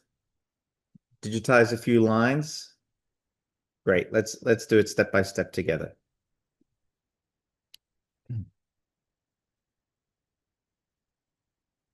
Okay, so we've come to the present day. I've turned off the plate boundaries so it's not in my way. I've turned off even the coastlines, so I can just have a bit of a cleaner workspace. Okay, so maybe start with that.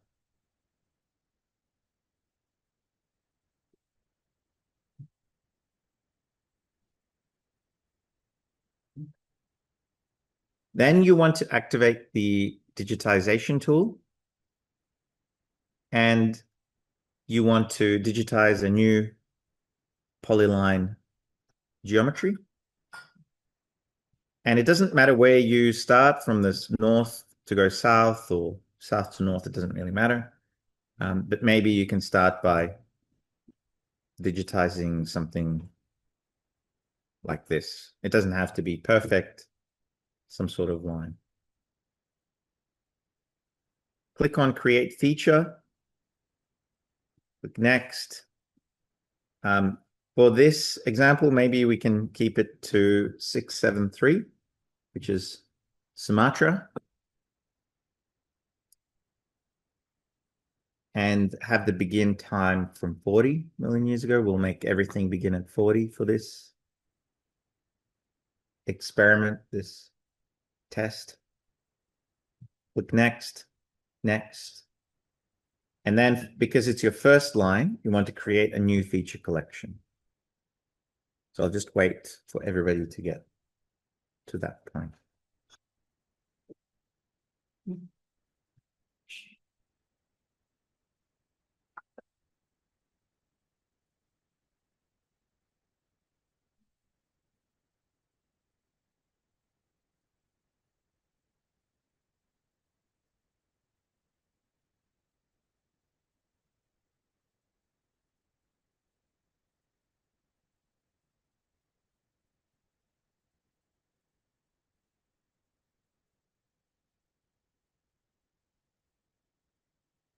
Okay, how did everyone go digitizing that line?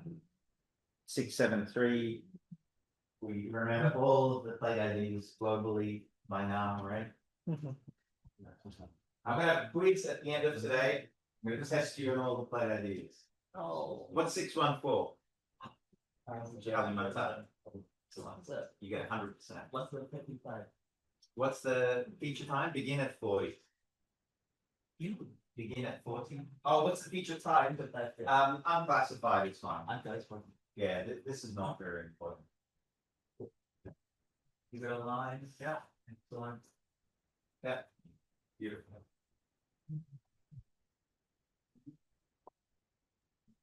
Beautiful.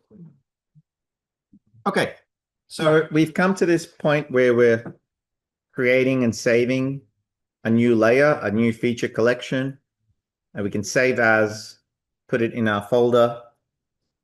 We can say ITB, tests, deformation, something like that. Save it as a GPML, and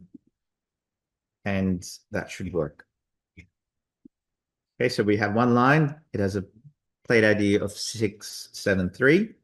Should be green by default. If you want to change the plate ID of something, you can select it and use this edit feature tool and change it to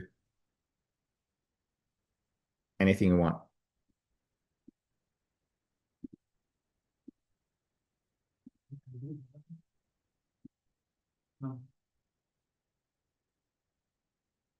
All right, I'm going to now create the other one. Okay, again, digitize another line. Unclassified feature is fine for this. Sure, 657, why not? Java, next, next. And in this create feature layer, point it to the existing GPML folder and click create. That will just add that line to that layer, okay?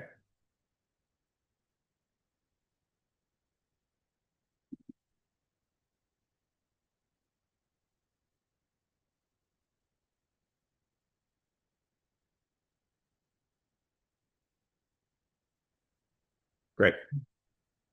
So we're then going to draw two more lines.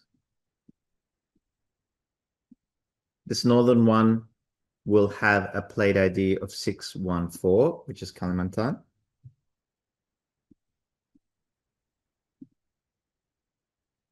And the southern one will be 657, which is Java.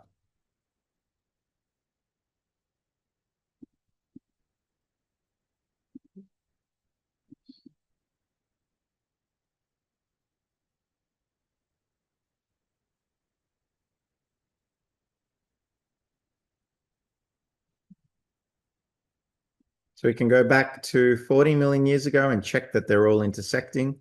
In this case, that doesn't happen. So I can select this northern line that I have, and I can add a vertex and end up with something like that.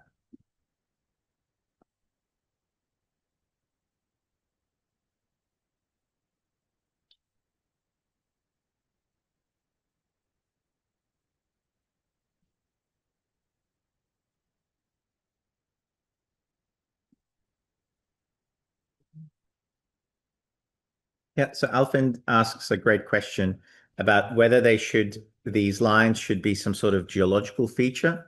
Yeah, absolutely, right? In these models, the way we've done it, and it's actually easier to demonstrate with the Atlantic, for example. So let's just have a look at that together. So with the Atlantic deforming mesh, what you should be able to see is this line is the inboard limit of stretching. And, based on some publications, highlights like essentially the side of unstretched crust. And then we have the outer line represents the continent-ocean boundary, the transition between stretched continental crust and oceanic crust, right? So absolutely, Elephant, we definitely have to think about what we're doing, like whether it's like, following some faults and other structures, major crustal lithospheric structures. But yeah, it's about like, I guess, trying to find like what are the key things to follow. So for example, here in Southeast Asia, we have the Korat platform. We've created a polygon that's a rigid feature. We have, of course, the Red River Fault, which is a major boundary where, it's mainly extrusion and strike slip that's happening.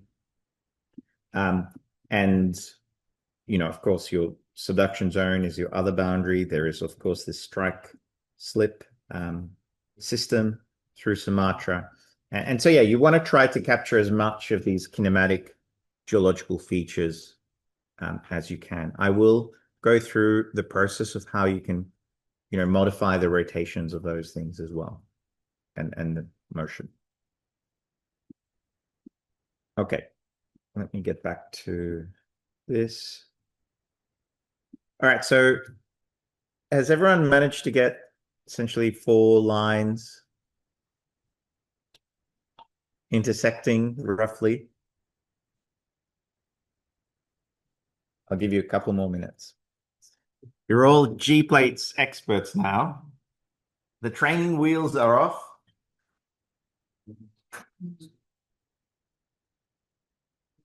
I just want to find that. Yeah, you can use you can use just 3 lines, but you can use 20 lines as long as they intersect. Yeah. Geometric property. What's the geometric property? What's the geometry Purpose? Just leave it as the default. Okay.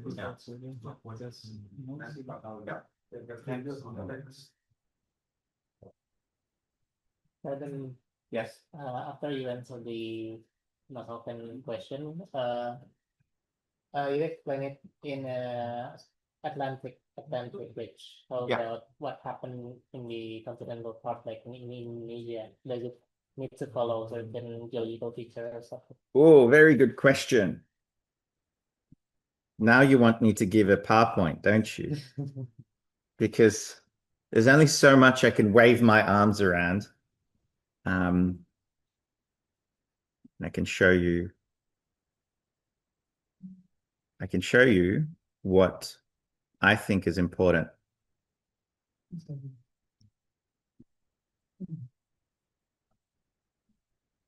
There is no valid geometry to use for creating features. Did you have any points? Did you have points or it's empty? I already have a one line. I make the second line. I'll come in a minute and we'll figure it out. But okay, so let's have a look at you know, Southeast Asia, Sunderland, right? Your neighborhood. What you want to do with these models is you want to collect as much data as you can to know where is your deformation, what age is the deformation, how much, maybe if you have some other estimates of crustal shortening or stretching, what are the limits spatially, like the extents, and do you have any kind of rigid, solid areas that are resistant to deformation? So like if I were to look at this, oh no, you're dropping your laptop. Oh no.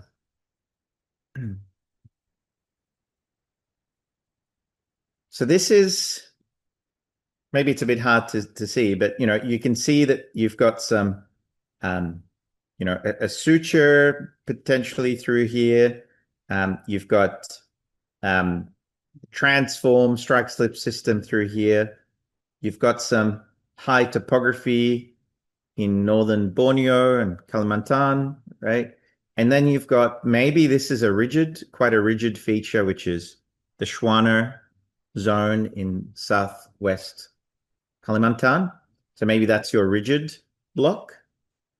And then if we look at the geophysics,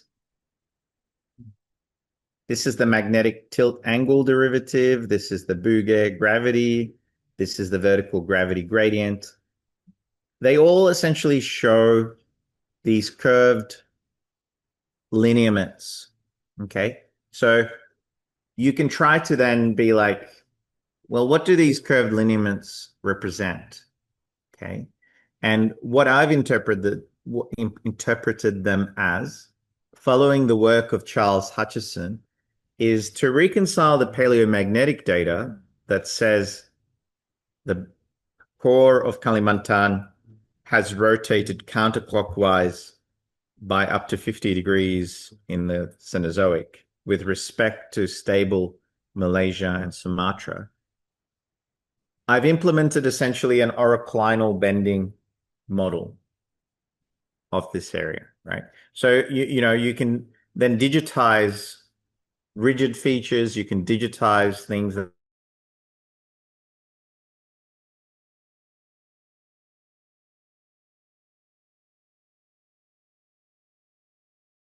should be focused. So the model that is in there, the deforming model that is in there, is pretty crude, actually. If I had the time, I would actually go back and fix it and make it nice. But you guys are the experts now, so it's in your hands. But I hope that answers the question of like, what kind of features would you bring in? So Alphen asks, could the deformation then be used to predict or to place a structure which may or may not be observed for two separate geological objects of the same origin? I mean, look, this is a good question. I suppose it can. I see this more like as a way to test the reconstructions. Like, is it generating contraction and crustal thickening in a place that has extension and basin formation, right? So it's more, I think, about testing it. And once you have a good model you can then run all of that analysis of the crustal stretching, the tectonic subsidence, and so on, right? You can certainly, see if you can, are these features? I mean, one of the biggest questions I have, Alfen, on this is, as you bend this continental promontory, do these structures accommodate transform motion? I mean, from a tectonics perspective, from seafloor spreading principles, it should be accommodating some transform motion, but I don't know. And so maybe the way I would approach that is, ideally, if you have seismic reflection and refraction, maybe you want to look for flower structures, if you're looking for transform strikes at motion, right? So yeah, I hope that gives you an idea of how I would approach it. If you'd like to develop a better model, please go for it. And if you need my help, I'd be very happy to help out. Yeah, cool. That'd be interesting to see how it applies in Krakatoa. Yeah. Okay, so let's go back to GPlates. So look, for this test, it's really just to show you how it's constructed, not to build a perfect model, right? Like to build a perfect model, you need a lot of coffee and a week if you're very efficient.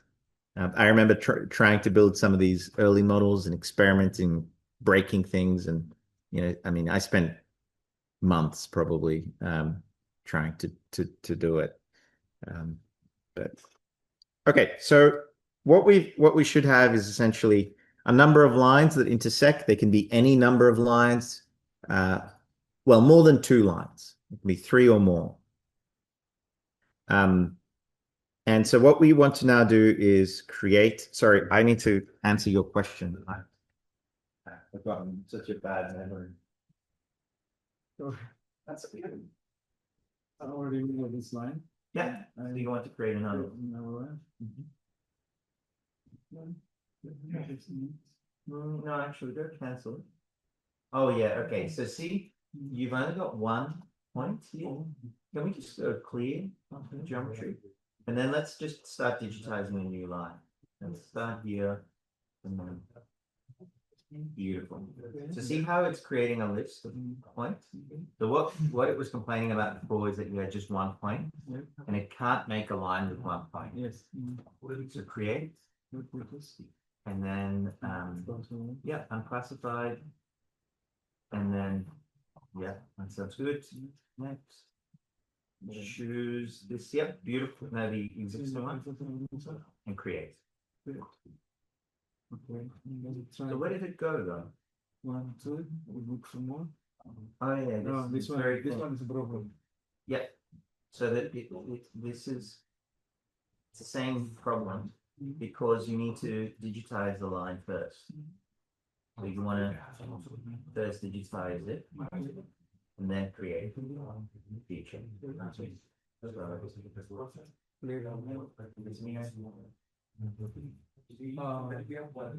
And then create feature. It should be 657 because of Java.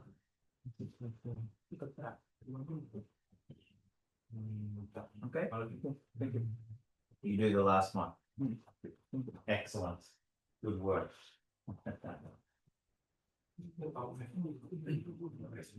Okay, so let's go to 14 million years ago at the start of this supposed deformation initiation. We activate the topology tool and click this build new network topology. We click on any one of the lines. Doesn't really matter which one. Click add to boundary. Okay. So that will add the first line to the topology. This flavor of topology is a network deforming topology. But this is the same process as making a rigid plate topology. Okay, at this stage, you need to decide if you're going clockwise or counterclockwise in adding all of the lines. It doesn't really matter as long as you decide one way. So this is the next neighbor, add to boundary. I'm going clockwise. So this is the next one, add to boundary. And see how GPlates is trying to close that topology, right? This is what we call rubber banding. We want to put in the last one, select the last one, add to boundary. So all 4 lines are listed here.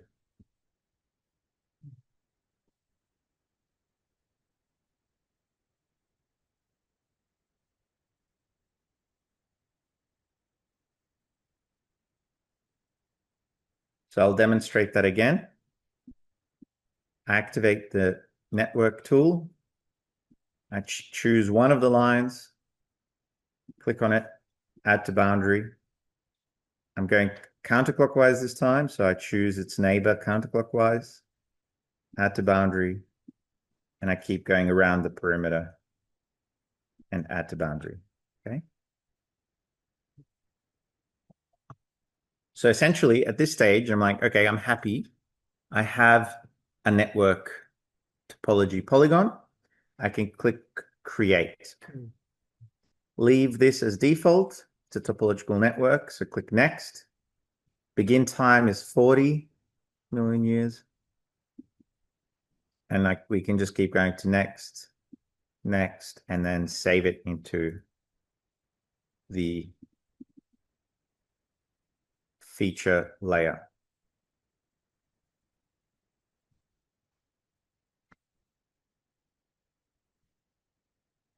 So I can already see a problem with this reconstruction of mine. I'm exposing to you the flaws of my reconstruction so you can criticize it. So you can fix it.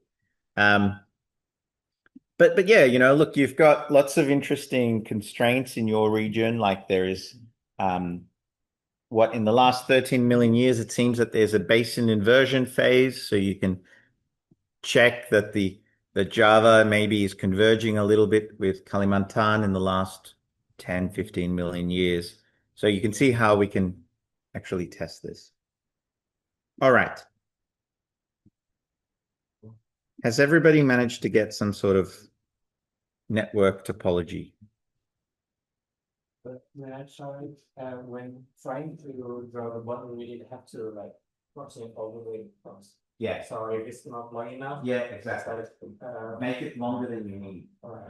Yeah, because GPlates doesn't care that it's too long. It only becomes a problem when it's too short. And too long is okay. Will there be any problem? Will there be any difference? Does it have like very fine digitized vertices? Look, that's a great question. This is a great question. It actually helps if you have more vertices because, it creates more triangulations. Oh, so the number of triangle depends on the number of vertices we create. It should. I prefer it didn't. Oh. But yeah, it definitely depends on that as well. So it helps. We're just making up toy models, so it's okay. But, for your nature and science paper that you're preparing for Friday, we'll have long. Yeah, where are your minds?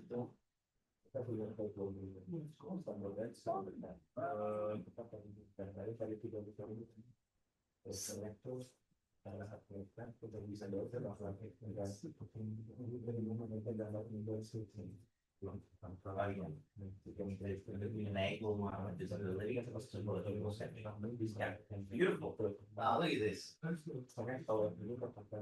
network. Mesh. Let you say you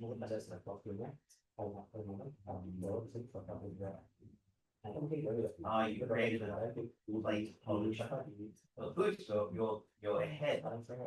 So I think what you've done is activated this I think you want to use this one, and you want to use this one network. It's the same process. That's the boundary. And then that's boundary. Add to boundary.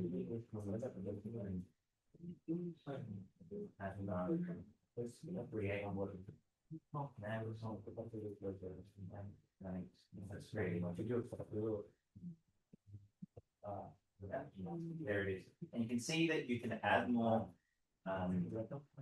triangles. So I can edit and I can add more points along the line.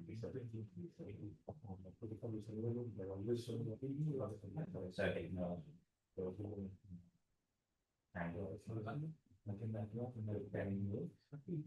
good. Well done.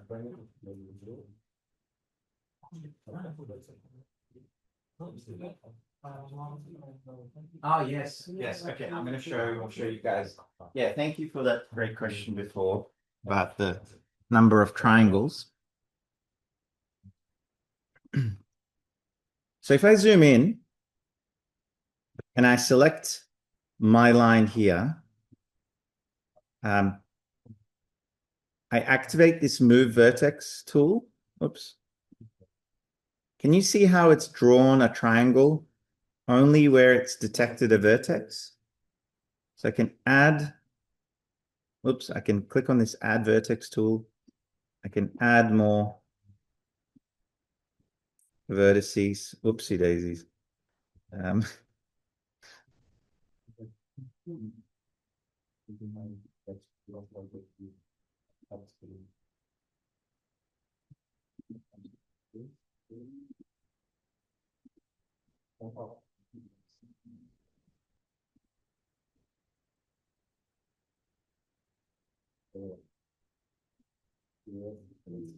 right, do you see how I've selected a line and then use this add vertex tool to add more points along the line, and it's generated more of these triangulations.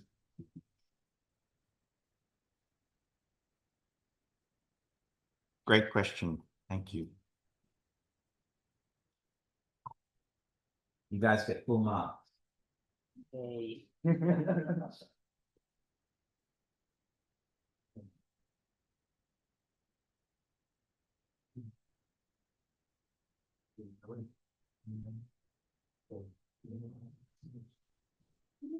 Oh, it's a big network. Very good. Excellent.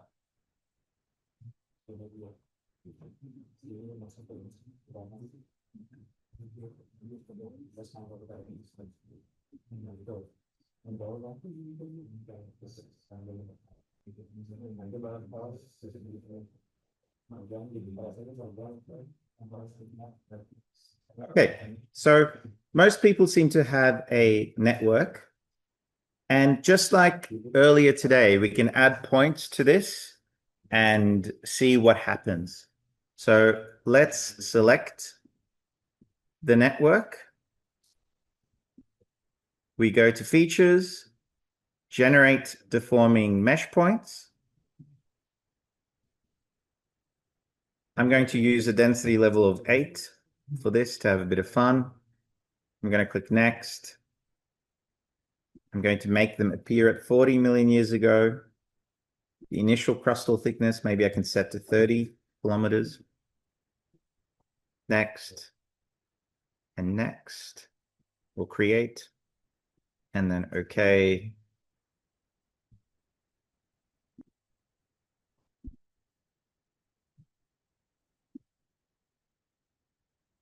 Okay, so I have some points. And then what I can do is, just like we did before, look at the crustal thickness.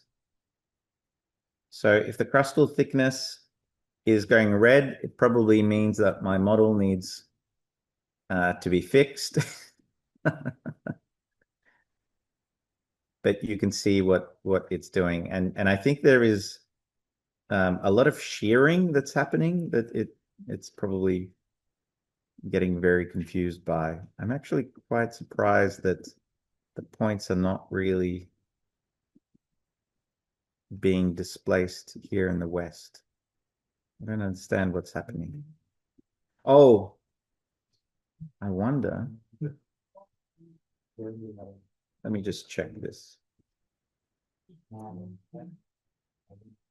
think it might be interacting. Oh yeah, it looks like it's interacting with the other deforming meshes underneath.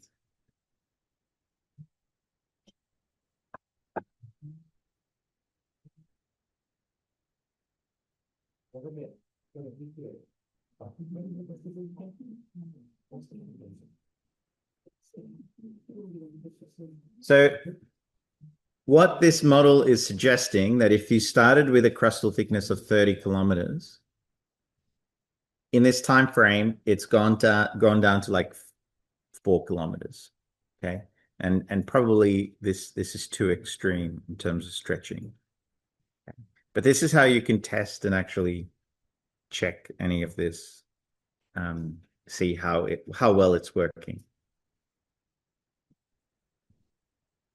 Okay, so does that kind of make sense? How we can digitize individual lines, create a topology, and then drop some points in there.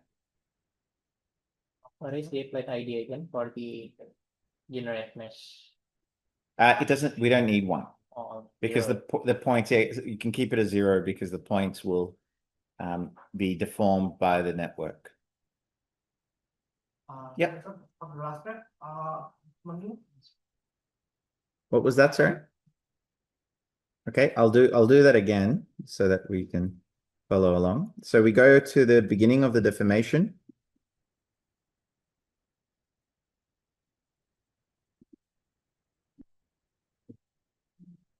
We select the mesh. Okay, so you've selected the mesh. So you're at 40 and you've selected the mesh. Yes? Yeah. And then you go to features, generate deforming mesh points. You can change this number to 8 or 9. You can set an initial crustal thickness. Leave the plate ID as 0. It doesn't really matter. Just deactivate, just make it appear at 40. Click next, create, and OK.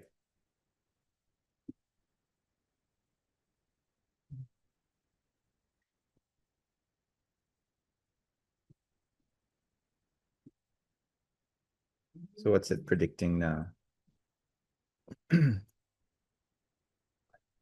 These light greens are like 4 or 5 kilometers crustal thickness, so probably too thin. Although I don't really know. I know there's lots of sediments in the rift, but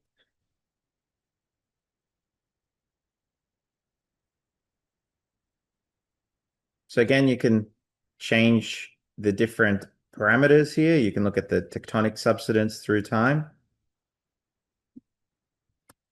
Would it be possible to extract like it's taken in certain moments, like from time to time, so we can have the time versus space?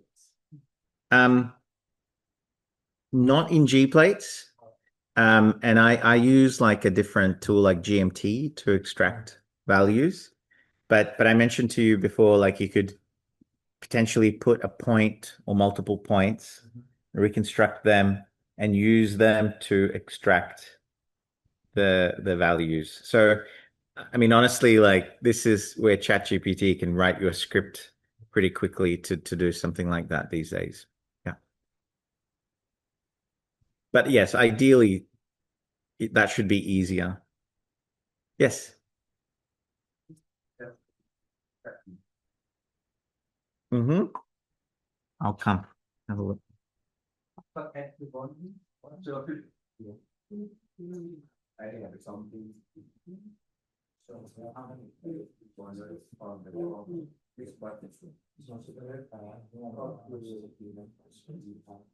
Yeah, so if you found that like you don't have a intersection anymore, you're going to add more lines. and you can add more lines through time, and you can get very complicated with things. So yeah, I'll cover some of it when we like. Yes, why might we have one value? One value. Let's have a look. So at the beginning, it's one value because it's all 32 kilometers, right? When you go through time, well, yeah, I can see something interesting, but okay. So guys, what I've realized, I think this is something I haven't seen before. That's interesting. Is for your model, it seems, and mine, it's interacting with the network topologies underneath the other ones that we've hidden. So I had to actually eject the active and inactive deforming region. So you can select the inactive and active and just eject them, and it should fix your problem. So I'll show you what I mean. This shouldn't be happening, but it's good that we discovered it.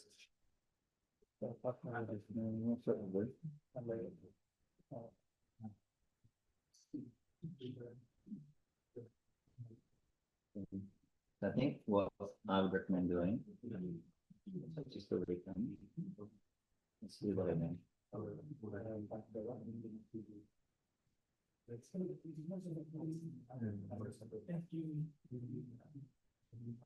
Features, generate long meshes, 8, 9.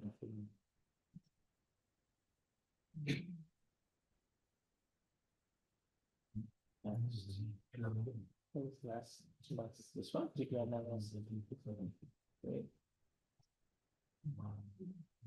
It's still moving in there. I don't understand. What is it doing? It has to do because I think that with the leftmost line, so I assign the plate ID to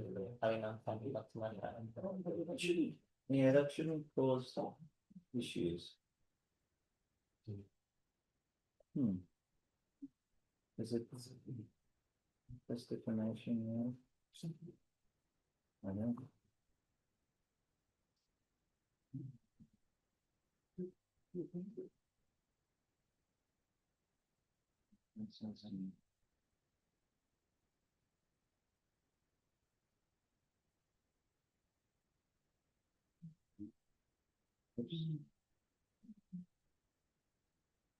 Focus boundary. Next. Already 0 is gone.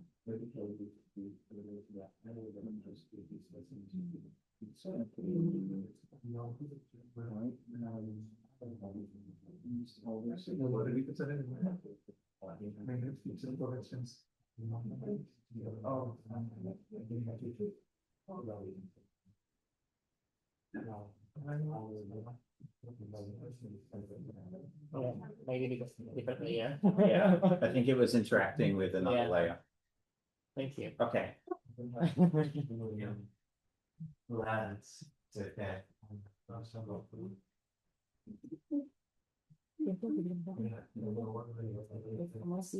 Looks good.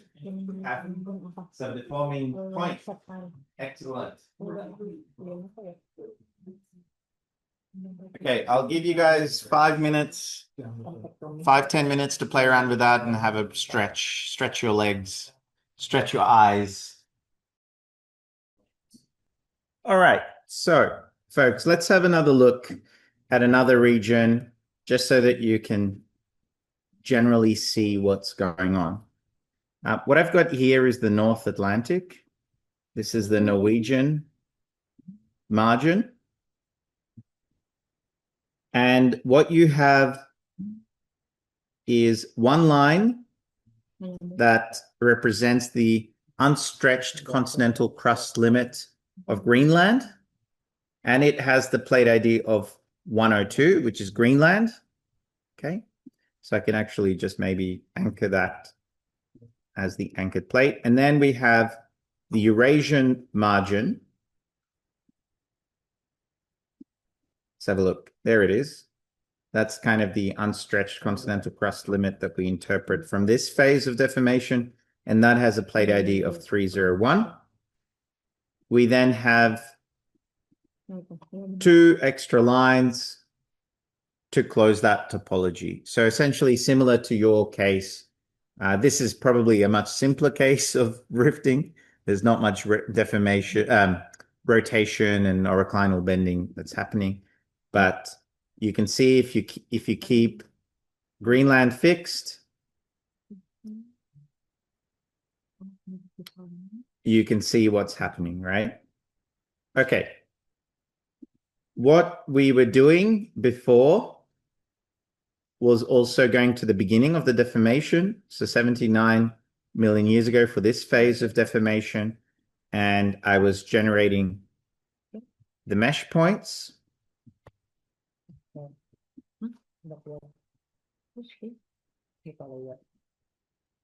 which allowed us to track the stretching, the crustal thickness,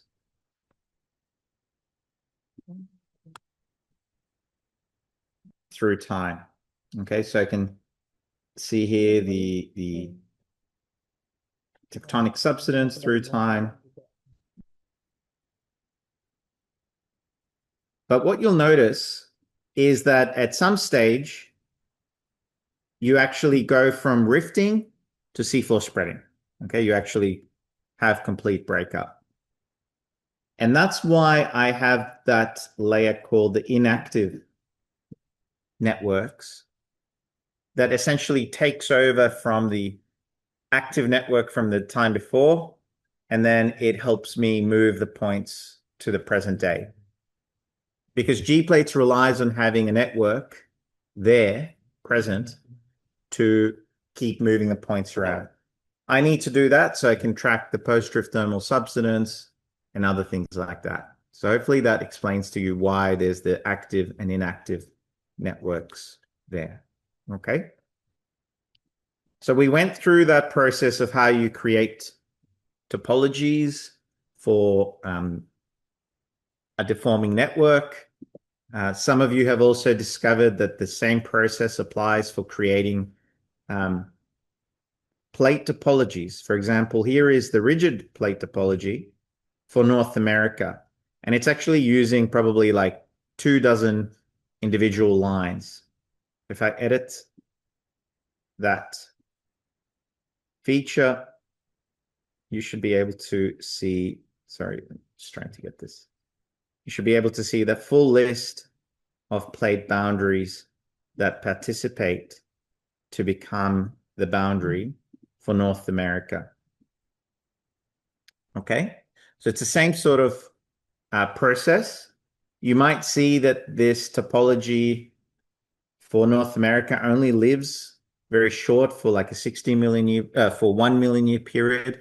And that can be because one of the plate boundaries is changing its geometry, shape, and things like that. Okay, so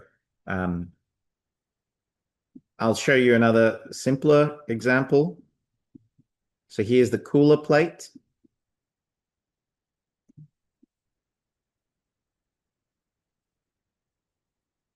All right, so again, I'll just demonstrate to you how we can create rigid topology, so you can come back to the recording if you need to do that, but it's the same sort of principle.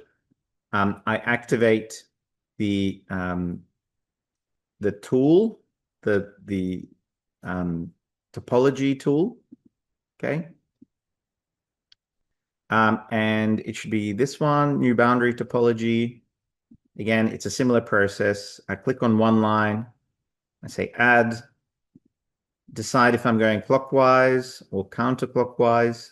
So I'm going clockwise, I click on line, add, next line, I click on add, add, add, and add. When I'm happy with that, I can click create. It creates a topological closed plate plate ID. I don't remember the plate ID of the cooler plate, so I failed this exam. It's, I don't know, 918 or something like that. So 67, let's just say to 60. I'm going to put it in a new feature collection. Okay, so there is the plate topology that I've just created.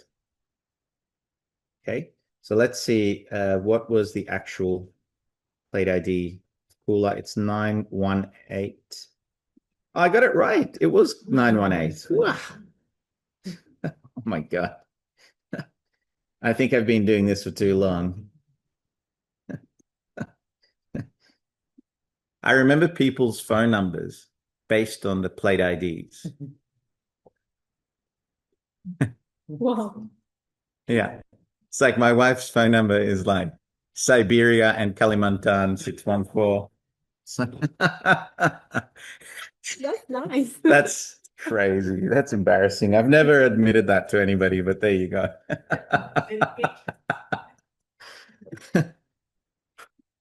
All right, so that's the rigid plate topologies.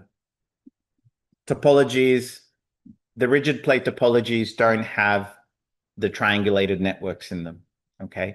I want to also actually, while we're here, demonstrate to you how we can add rigid blocks to the interior of these deforming things.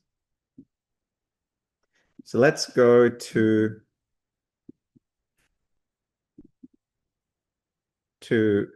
here, to Southeast Asia. I'm just going to demonstrate this. You don't have to follow along. I just want to show you that it's actually quite straightforward. So what I've done now is I've just deleted the Schwanner block in Kalimantan. I'm going to just digitize a polygon. Okay, something like that. I'm just digitizing that, giving it a plate ID.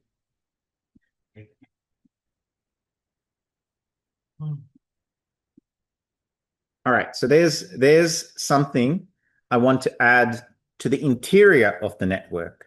Before we were adding just exterior features, but you can add interior features to that are rigid features or things that are moving inside it that help focus deformation. So like a subbasin, okay?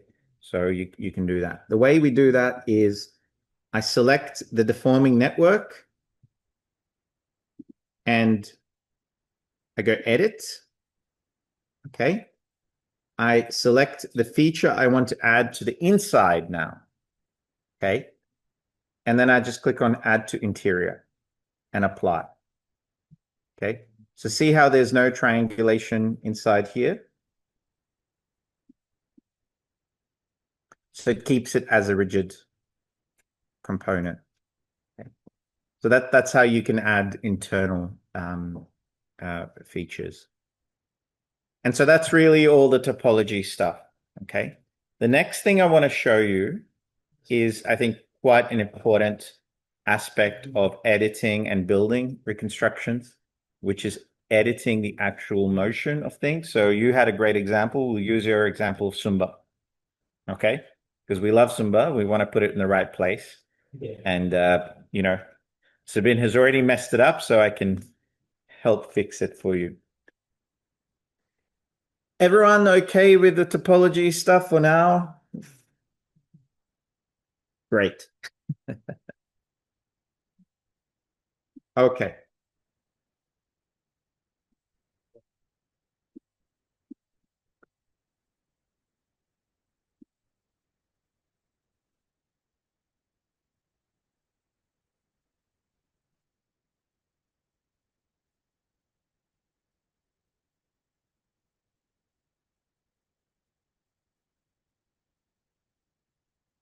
All right. So as we've been discussing over the last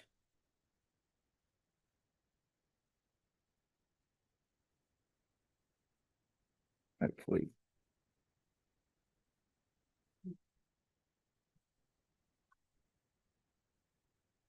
So as we've been discussing over the last couple of days, GPlates is a kinematic piece of software, right? You as the user are applying motions to things. It's your interpretation. The software is just interpolating the positions and calculating certain aspects of the model, like the deformation and so on. Okay, so what I want to now show you is that rotation file, which is the guts of the kinematics, and that all lives in things we call these .rot files, and you can open them in any text editor. What's your favorite text editor? I love asking this question because everyone tells me good tips. VS Code, yeah, VS Code is a good one. Yeah. Notepad++ is excellent. I don't think I can get it on Mac. It's very sad because VS Code keeps asking me for like admin permissions for a password every like 10 minutes. I'm like, I'm just opening a text file. Like, why do you need my password every 5 minutes? Anyway, so I'm just using Sublime Text here. Anyway, it doesn't really matter what you're using. Even Notepad will work. So you can see this is a pretty huge file. It's very long. I'm going to scroll down and find 701. Oh my God. I'm going to search for, no, I'm going to look at India. I'm going to look at India.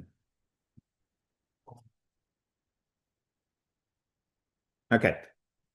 So on line 13,372, you'll find the rotations that describe India and India's motion. Okay. So to recap from yesterday, the first column is the plate ID. The second column is the age in millions of years. The next two numbers represent the pole of rotation of that Euler pole, the finite rotation.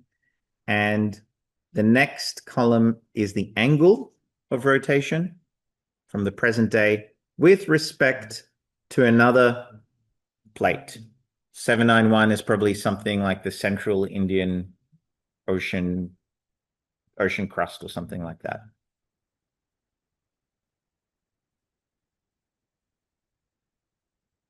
All right, so then you can see there's entries at 0 million years ago. Well, that's the present day. There's no rotation to apply. There's a rotation of 10.9, 20.1. And these are crossovers that I mentioned earlier today.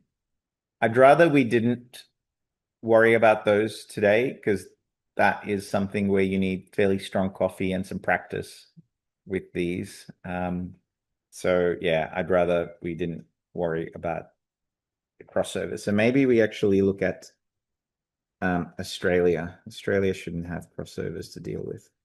Yes, great. Australia to the rescue. We will focus on changing the position of Australia because, you know, Sabin's probably got that wrong as well. So we have to fix all of Sabin's mistakes. So we're going to look at editing these rotations. What I'd like you to do in GPlates is go to File and Manage Feature Collections. And I want you to save a copy of this rotation file that we can mess around with. Okay. So we can just go Save As. Combined rotations, and you can call it test or experiments or whatever. So that just saves a new file, a new rotation file that we can mess around with. So we said we want to mess around with Australia. I can just,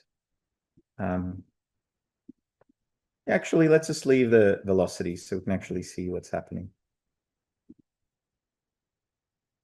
And if I could ask you, actually just leave it as is. Let's just do it in GPlates first.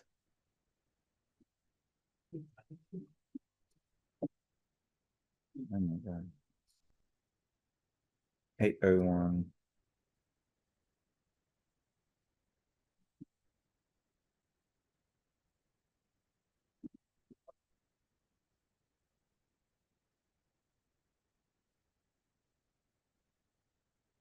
Okay, so what we're going to do is modify the rotation of Australia. Okay, so you have two options. You can reconstruct to a time that you have a constraint, or you can reconstruct to this one of the pre-existing times that exists in the rotation file. Okay, and I'm going to demonstrate to you what can happen, right? The first thing that can happen when you change the position of these terrains is that you'll probably break the topologies. Remember that some of the topologies will rely on the motion of Australia. So if you change the position of Australia, you will no longer have your closing lines anymore. So that's just something to keep in mind. You can, if you're not careful as well, introduce kinematic artifacts that the plate is moving too quickly, or it's stalled or whatever. So let's just have a look and let's reconstruct the 15 million years ago.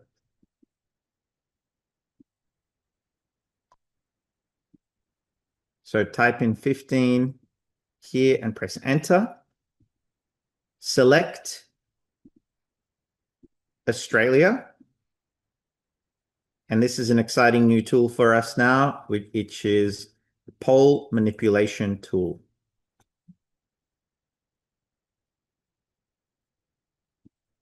What we can also do is click on this little button that says highlight children, and it will highlight all the other tectonic elements that are moving with Australia at this time. Okay, so it's already highlighting to you that plate hierarchy. Remember that, like, New Zealand and parts of the Melanesian arc is moving with respect to Australia. So we can say, okay, look, maybe Australia is too far north at this time. The previous researchers have messed up the seafloor spreading interpretations in the Southern Ocean, and the Sula Spur can't have collided with Southeast Asia at this time yet, so it needs to be further south. So we can now click and drag and reposition Australia anywhere we want.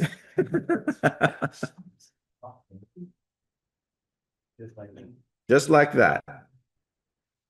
And click on apply and OK.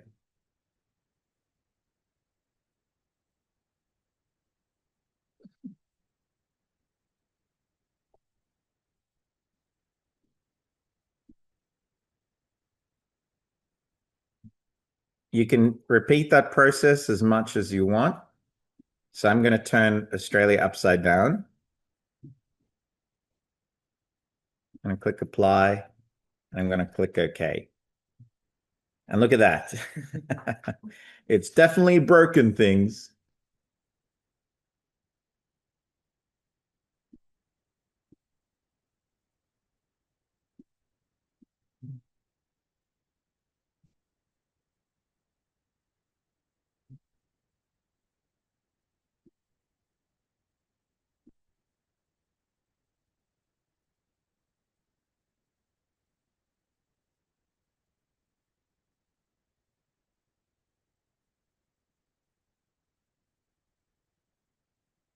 All right, so speaking of world building, you can now really mess up the planet. GPlates will not stop you. Go nuts.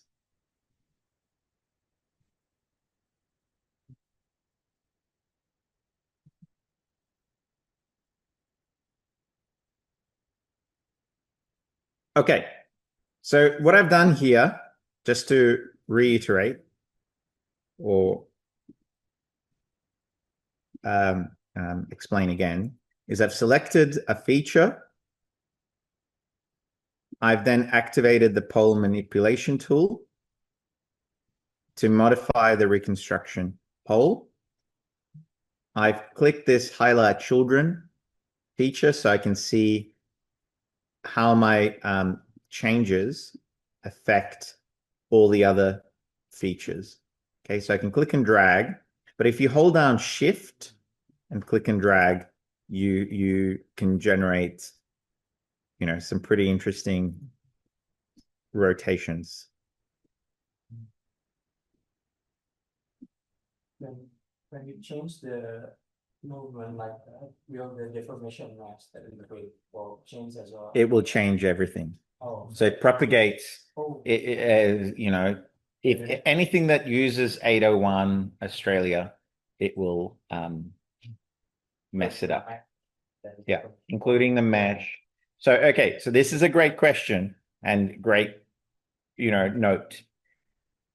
Make your rotation changes first. And once you're happy with them, then create your topologies, the rigid and deforming topologies. Unless you want to have a nervous breakdown, then create your topologies, edit the rotations, and then create your topologies again. I speak from experience. That's right. Oh my God. Yeah, what can I say? All right, so we'll come back to Sumba, though, don't forget. Don't worry, I haven't forgotten. But I just wanted to demonstrate what happens. So what I've done now when I've saved the rotation file, do you see how it's inserted this rotation at 15 million years ago? Okay.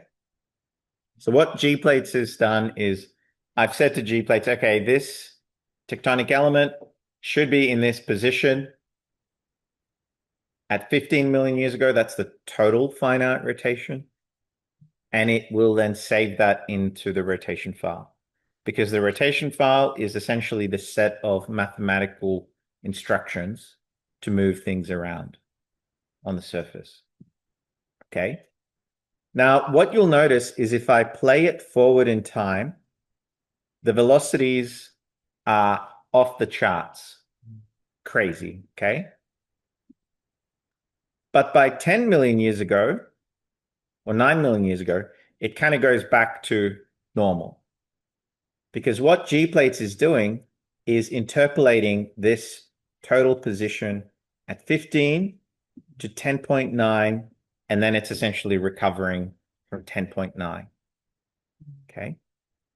So I can do other crazy things. I can say, well, Sabin is crazy and he's messed up the whole Australian plate between 0 and 83 million years ago. I can, you know, save this text file. I can reload it here. And still, like, the Australian plate will move, but it will just be interpolating between 83 million years and the present. And I'm free to, you know, again, mess around with it and modify the position. So I can say, well, at 50, it was still very close to Antarctica. I can click apply. Okay, and it will go towards its present day position. I can say, no, I don't want it to go that fast. Bring it back. Apply. Okay. And so see how I'm like interactively modifying the position at particular times. GPlates is interpolating the motion at the intervening times, and that is reflected in the velocities.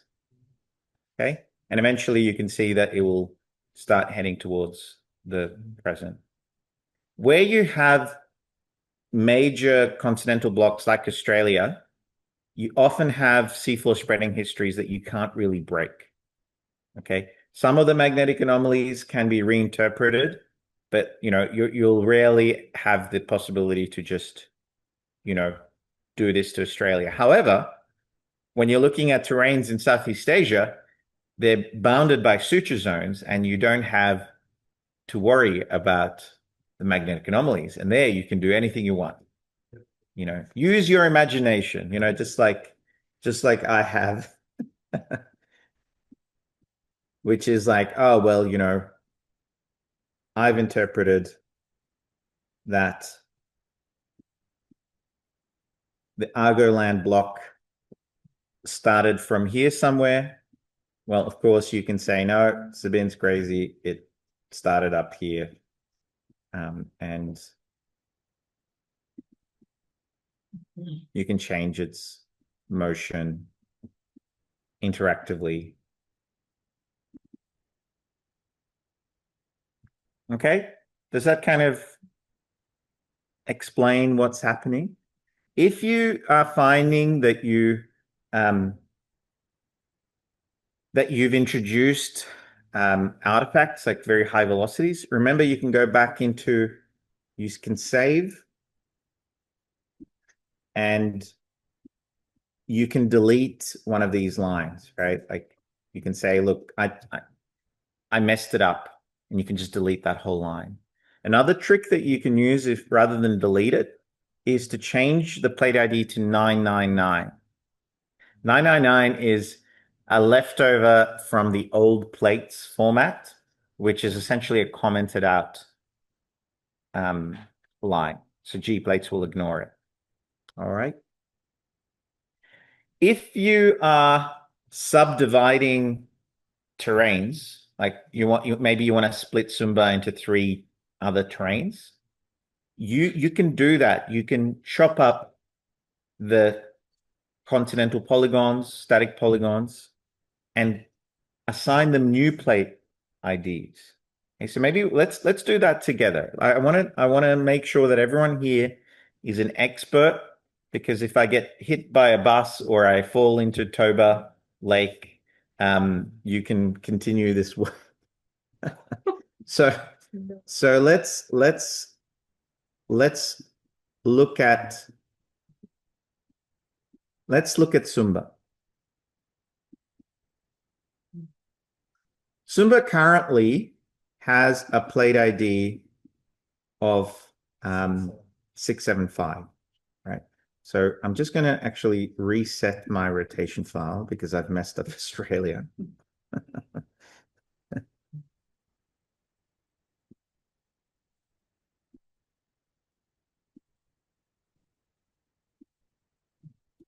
Okay, so it has a plate ID of 675. What you were saying was that it should be here maybe until what, or the whole time? Until 8. Move to the south faster compared to that. Okay. It's like different. Sure. Excellent. So what we can, I'm just trying to think what's the best way to demonstrate this. So 675.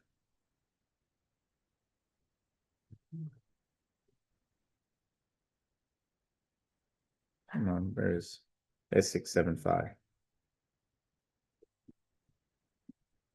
Okay, so it's currently essentially moving with respect to Australia.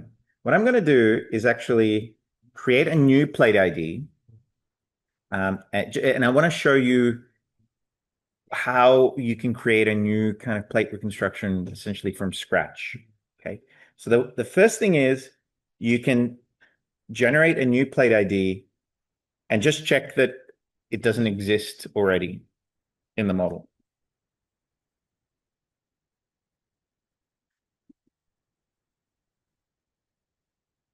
Okay, so say I want to create a new plate ID called, of 67501. So let me see if I can find 6, 7501. Anywhere else in the rotation file, I can't find it. So it means we're safe. The reason why we don't want to accidentally reuse an existing plate ID is we will create conflicts in the rotation file.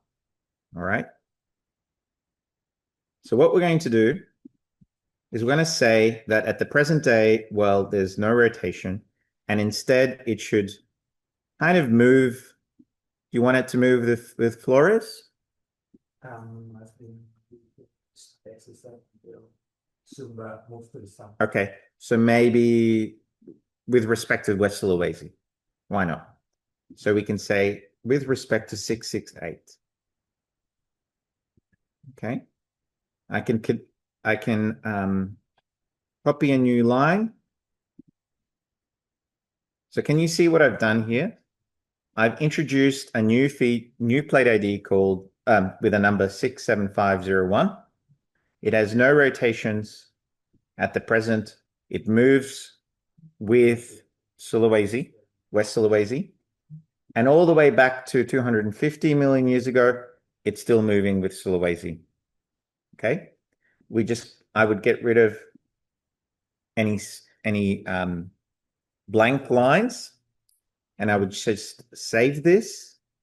So file, save. And in GPlates, I just make sure that I reload to update in memory what rotation file exists. Now, of course, at the present, what's happened here is that, well, GPlates doesn't care. It doesn't have any geometries with that plate ID.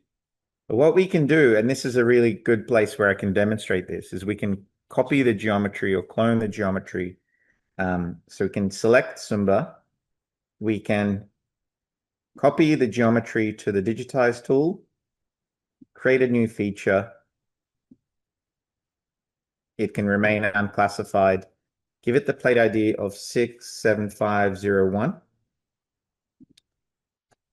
I don't know, make it exist for all time. That's fine. Click next. And you can add it to an existing feature collection or create a new one. It doesn't really matter. Now, if I go back in time, you see this little feature. This is the baby. We have a new tectonic element that we've generated. And so what you're saying is that from 8 million years ago, it starts moving towards the south. Okay. Well, I guess so I guess we need to move it back north, right? So say at 8 million years ago it does that. And then I can go forward in time and it does that. Right? You can modify that as much as you like, right? It's an interactive back and forth sort of thing. You want to check that you're not introducing too many velocity artifacts, that it's not rotating, crazily. It could rotate. Like if you're in a shear zone kind of place, you can have significant rotations.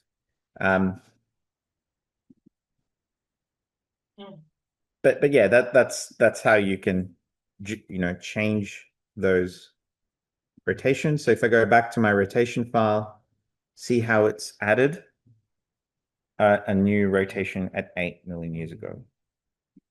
You can go back to GPlates and at 8, adjust, be like, no, actually it maybe came, I don't know, from here. Unlikely, but you can. First column is the ID, plate ID. First column is plate ID, Second column is age. H, okay. Yep. And then it's the pole of rotation. Pole of rotation. Yep. And then it's the angle of rotation. Angle of rotation. And then it's the relative plate ID. What plate is it moving relative to? The GPlates at all times is computing the interpolated relative positions of these things. It's for But say I go back to 10 million years ago and I get too excited, the rotation for I can have Sumba upside down, right? And so what you'll notice is it will rotate and move very quickly. So this is, I guess the point I'm trying to make here is be careful when you make rotations too close to each other in time. And also that in papers, you can get away with a lot with schematics that are static, right? As a static image, this looks fine. Yeah, there's an island, Sumba, right? But when you actually play it through time, you see that like this is not feasible, right?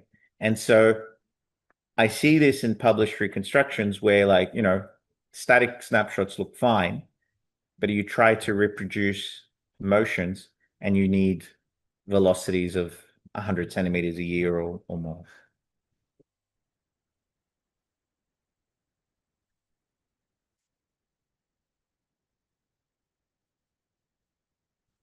Great.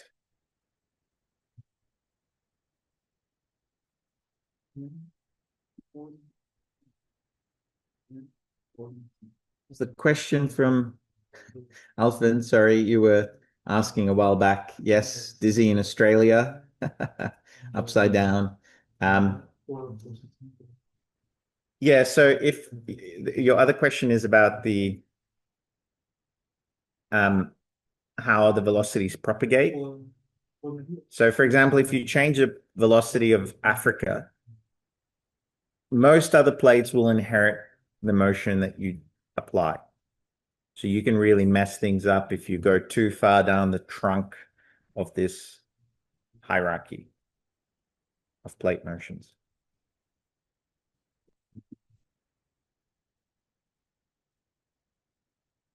Okay.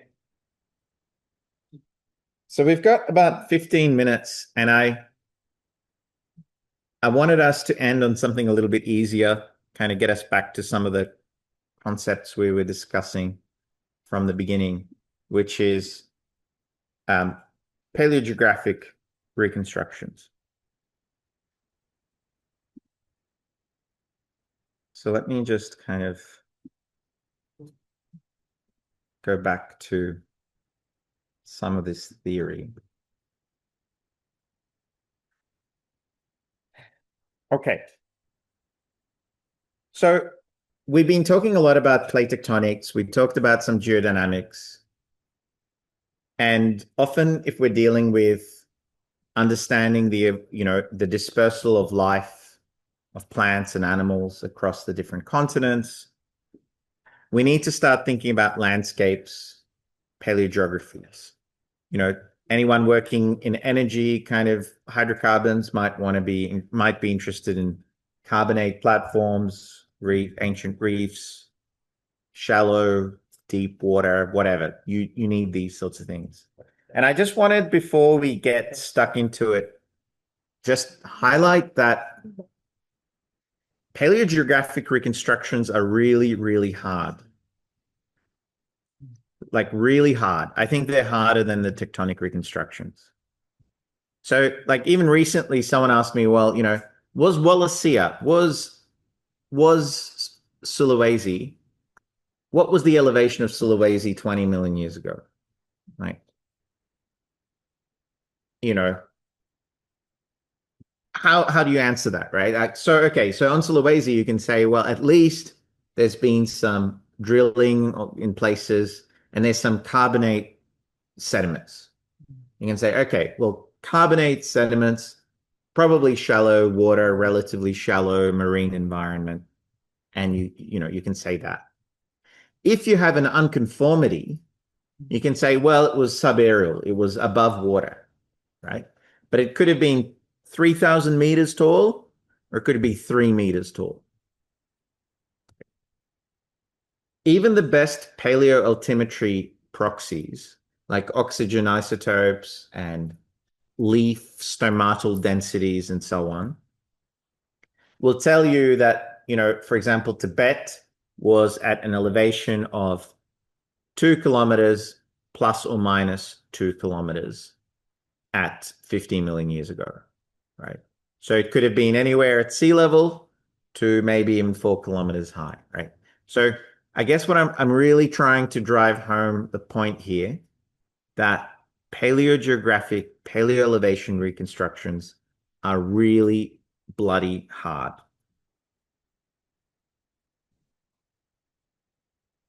There are ways to make them look really pretty and really nice. And the nicer they look, the more people think that they're real. Okay. So in science, I think it's always the case. The nicer the figure someone makes, the more people get excited by it and say, wow, this must be true, right? When in fact, the reality of geology is that we have often people find basins and they find sediments of particular age and they say, okay, all we know is that these sediments were coming from somewhere else, probably some higher ground, higher elevations. Okay. You can look at the sediments and look at, how rounded or angular they are. Are they coarse grain? Are they fine grain? And you can say, well, we were far or close to the mountains. You can bring in some metamorphic and other igneous zircons, and you can say, well, there was a volcanism here and so on and so forth. But I guess I'm trying to say to you that just because something looks very nice, and sometimes we produce like really nice things, but like the key is you want to create testable models. And so we create models with topography, but we run the landscape evolution models so that we can test, okay, you're eroding material and you're depositing it somewhere else. So you can look at the sediment volumes, the thicknesses you're producing, and you can cross-check it with your known sediment thicknesses. And you can also cross-check it with your thermochronology, your fission track data that's saying something about denudation and erosion. In GPlates, I'm going to show you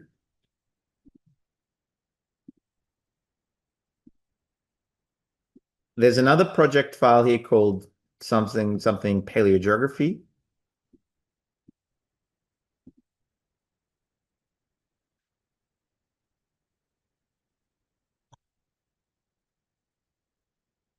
And if you load that, it'll take some time.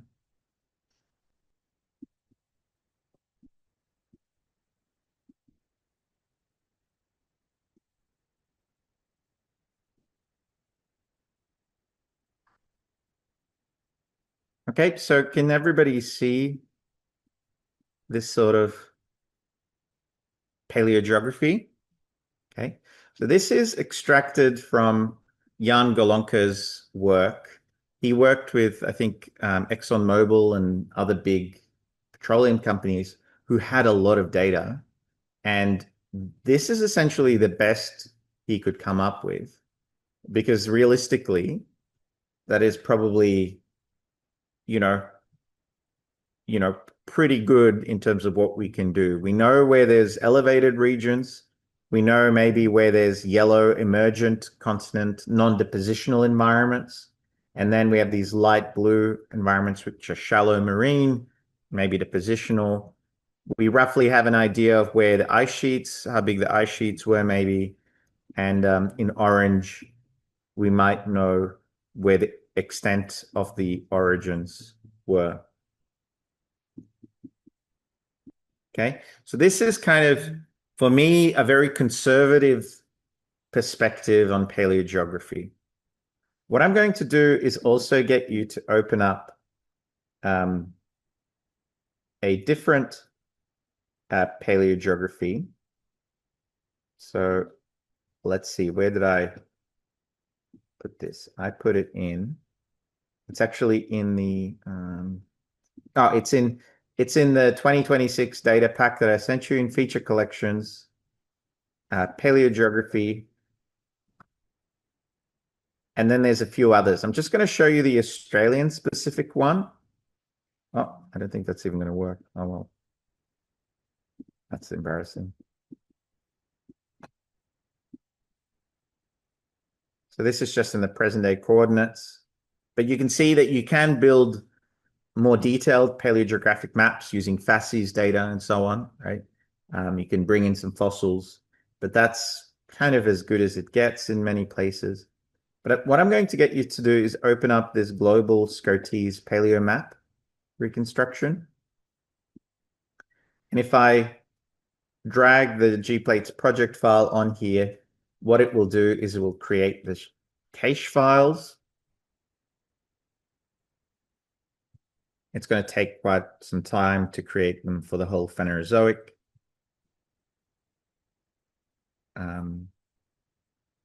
But essentially what you've got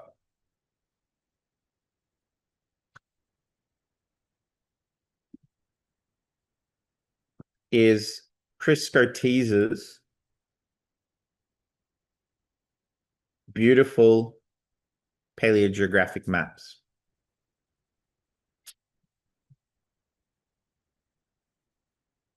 And so everybody uses these, the paleoclimate modelers, everyone uses these, but you just have to remember that the source of much of this was likely those polygons that we were looking at earlier, and it's hard to specify exactly that there was a particular river here and whatnot. But what Chris Scotese did was use the present day topography, attached it to his polygons, like you've been doing, reconstructed them in time.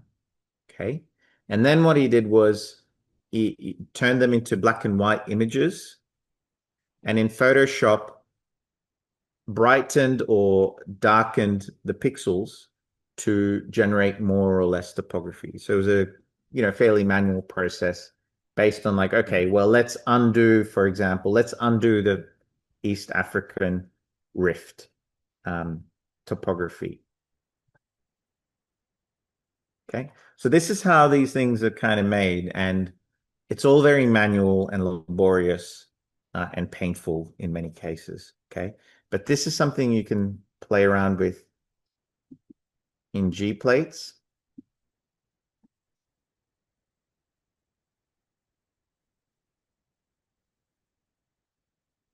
Okay, and you can see, you can start to see then some differences with the plate reconstructions.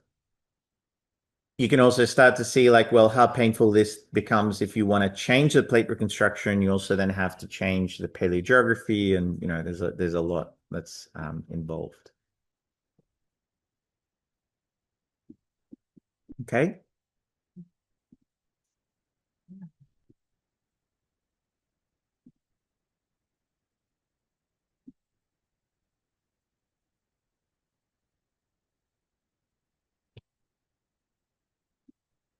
Has everyone managed to open up that SCOTES GPlates project file? So that kind of brings it all together, where you've got, rotations of polygons, you've got time-dependent rasters.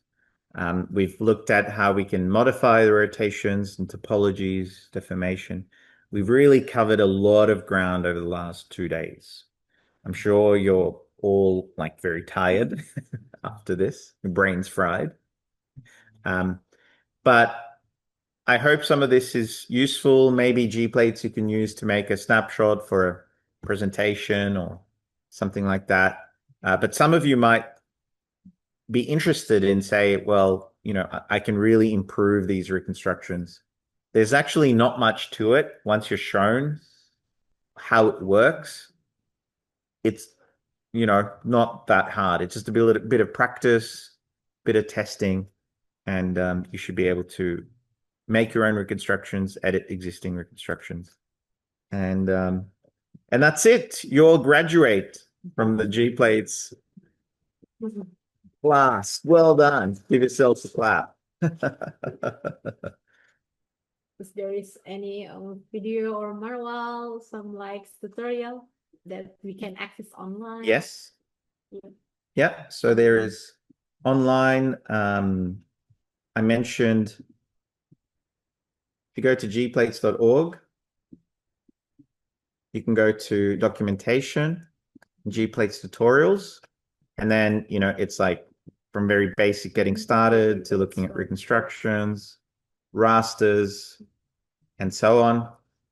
There is also videos, so GPlates tutorial, Sabin.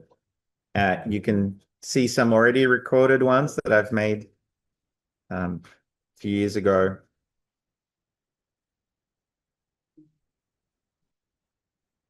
And you can follow along those as well.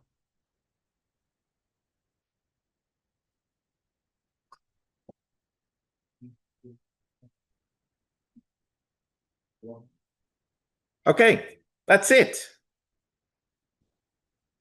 Thank you. Any other questions, folks? Anything, any last comments? Yes. For paper, Yeah. so it's nice to mention it. Yeah, look, this is a good question. What's like how to cite these things? What you have to be careful to do is not to just say, I used the GPlates reconstruction, because there are many GPlates reconstructions, right? And then people get confused. Well, which one did you actually use? Did you use the Scotese one? Did you use the Zahirovic one? Whatever, right? So just like be specific which model you were editing, adding to. Just, yeah, exactly. But yeah, you're free to use and adapt and modify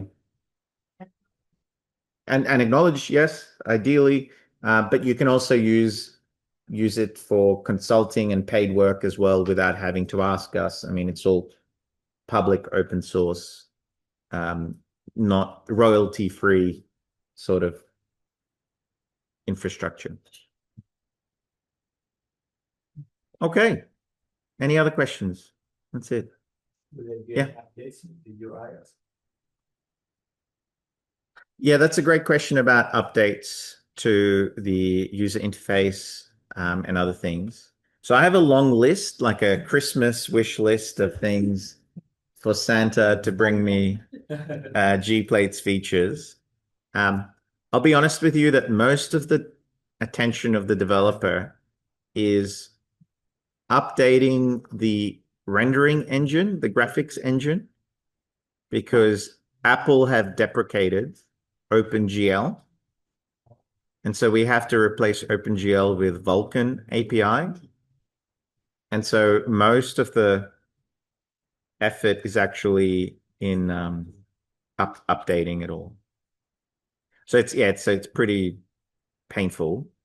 And I'm hoping that one day we'll, be able to put in more features. All right. How about, can I suggest that we grab one photo together as a group here at the front? Maybe at the end of the. At the end? Isn't it the end? No, I will close it first. Okay. Okay, great. He doesn't want you to. Okay. He wants to stop just to close. Okay, since it's already 3 p.m., we have reached the end of our short course series. How about you, Sabin? Do you have anything to say to the audience, maybe regarding the future development of the GPlate model, or the audience input into the application of the GPlate going forward? Yep. So I wanted to just thank you all for your time and your hospitality. I know you're all busy and you have lots of things piling up in the background. So I appreciate that you spent the last couple of days with me. I do firmly believe that like people here in this room and other parts of Indonesia can make these models much better, whether it's for Southeast Asia or any other part of the world. So thank you for having me. And I just hope that it becomes useful for you. In terms of future developments, I mentioned some of the software developments. the rendering engine, but the models, the reconstructions, I am fixing some stuff. We will be releasing updates into the future, but that doesn't stop you from, fixing things yourselves and proposing alternative and better interpretations. Okay, thank you, Sabin, for the words of encouragement, and thank you for sharing your experiences today. Maybe let's give a round of applause for Sabin. Thanks, folks. Okay, we would like to express our appreciation for the support to London Institute of Technology, Australian Research Council, AUSCOPE, the University of Sydney Quest Lab, Geological Society of Australia, Indonesia Endowment Fund for Education Agency, and Minister of Higher Education, Science and Technology of Indonesia that made today's short course possible. Before we end today's course, we would also like to present the speaker with a small token of gratitude and also a closing speech from the representative of Graduate School of Geological Engineering Department. To Mr. Atika Pamumpuni, take yours. Okay. Okay, basically, usually I have a lot of work to say in education, but it's this kind of talk that we have that I have to just like praising, Okay, thanks to Sabin for being here. So it's such a great and amazing training, and we hope in the future we will keep this relationship going. And thanks for all of the supporting institution, AUSCOPE, Sydney University, your lab, and also Geological Society of Australia, sorry. Be careful. LPDP and Ministry of Higher Education, and also LPDP for make this training happen. Thanks for the all of the participants to be such a great participant of this training and keep here for this amazing training. But unfortunately, I'm not here for all the time. So I hope I can watch the recording well after this. So many things that I have to do. So and also thanks for teams in geology for being this organizing this training. And this is for you, Sabin. So oh gosh, guys, come on, you didn't. Oh, I don't know what is inside. rock. Okay, this is the first. So this one is for you. Oh wow, I get my own certificate. Yes. Yes. Make you. Oh.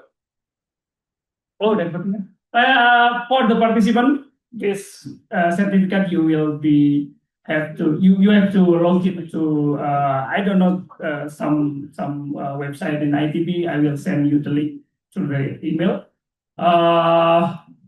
This there is I don't know like 10 hours something, so you can use it for your office and everything. So let's take a look at this. okay. Okay. So 1, 2, and 1. I like intended style. Go on, one last time. 1, 2, 3. Okay. Yeah, you survived. If you get this, you survived the training. Okay. And this one is this is mark, so you have you can have your everyday coffee. How did you know that I like coffee so much? Huh? So this is special because there is ITB and geology. And I dig one. Yes. Okay. And there's sorry. Sorry. And this Spoiling me. yeah. And I don't know what is this actually. Oh yeah, this is product of Indonesia, so this is special from wonderful Oh, wow. Indonesia. So this is for you. Okay. Oh, wow. Thank you. That's incredible. Okay. Oh yes, ini ya. Too generous. This is, Yeah. I don't You're deserve welcome. this. You're beautiful. You Completely this. Okay. Okay. It fits. Yeah. Oh, and even the bag is Yeah. branded and nice. Perfect what I need to help me bring back more batik shirts. No worries. No problem. I will. We will give you a batik. No, I need to go get some from the shops. This is too much. Thank you. Thank you. We already prepared it, but please this afternoon. Okay. Okay. All right. Should we get a Yeah. photo? Let's go to gather in here and text photo, group photo, please. Maybe in the Zoom meeting, you can turn on your camera. Yeah. We will be taking photos together. Yeah, but can you set up the? Di all ada.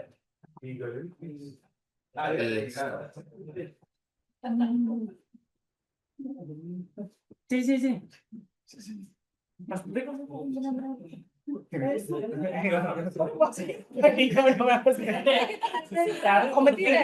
Komedi lebih penting tanpa komedi. Tanpa komedi kan. Our young GPlates user as well. Itu nggak ikutan. Sini. Dek, ikut aja dek. Sini. Foto sini. Gede. Iya gede. Literally. Dede. Gini, main gini. It's the most important. Epo Junior. That's right. Oke deh, tengok klik kamera. Bisa di Ini Bisa 0,5 ya. Gede. Oke, 1, 2, 3. So one again. 1, 2, 3.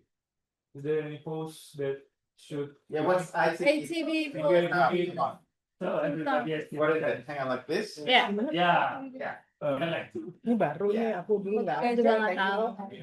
Okay, look, Ini baru kemarin. Oh, ready? Okay, Vector and 1, 2, 3. Let's go. Oke.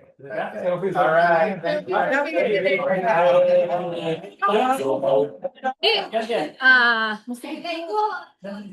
Jadi.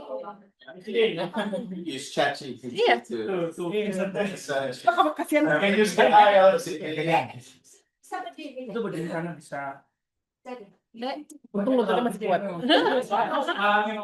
anak muda. Jadi gimana lagi? Oh gini lagi. Oh gini.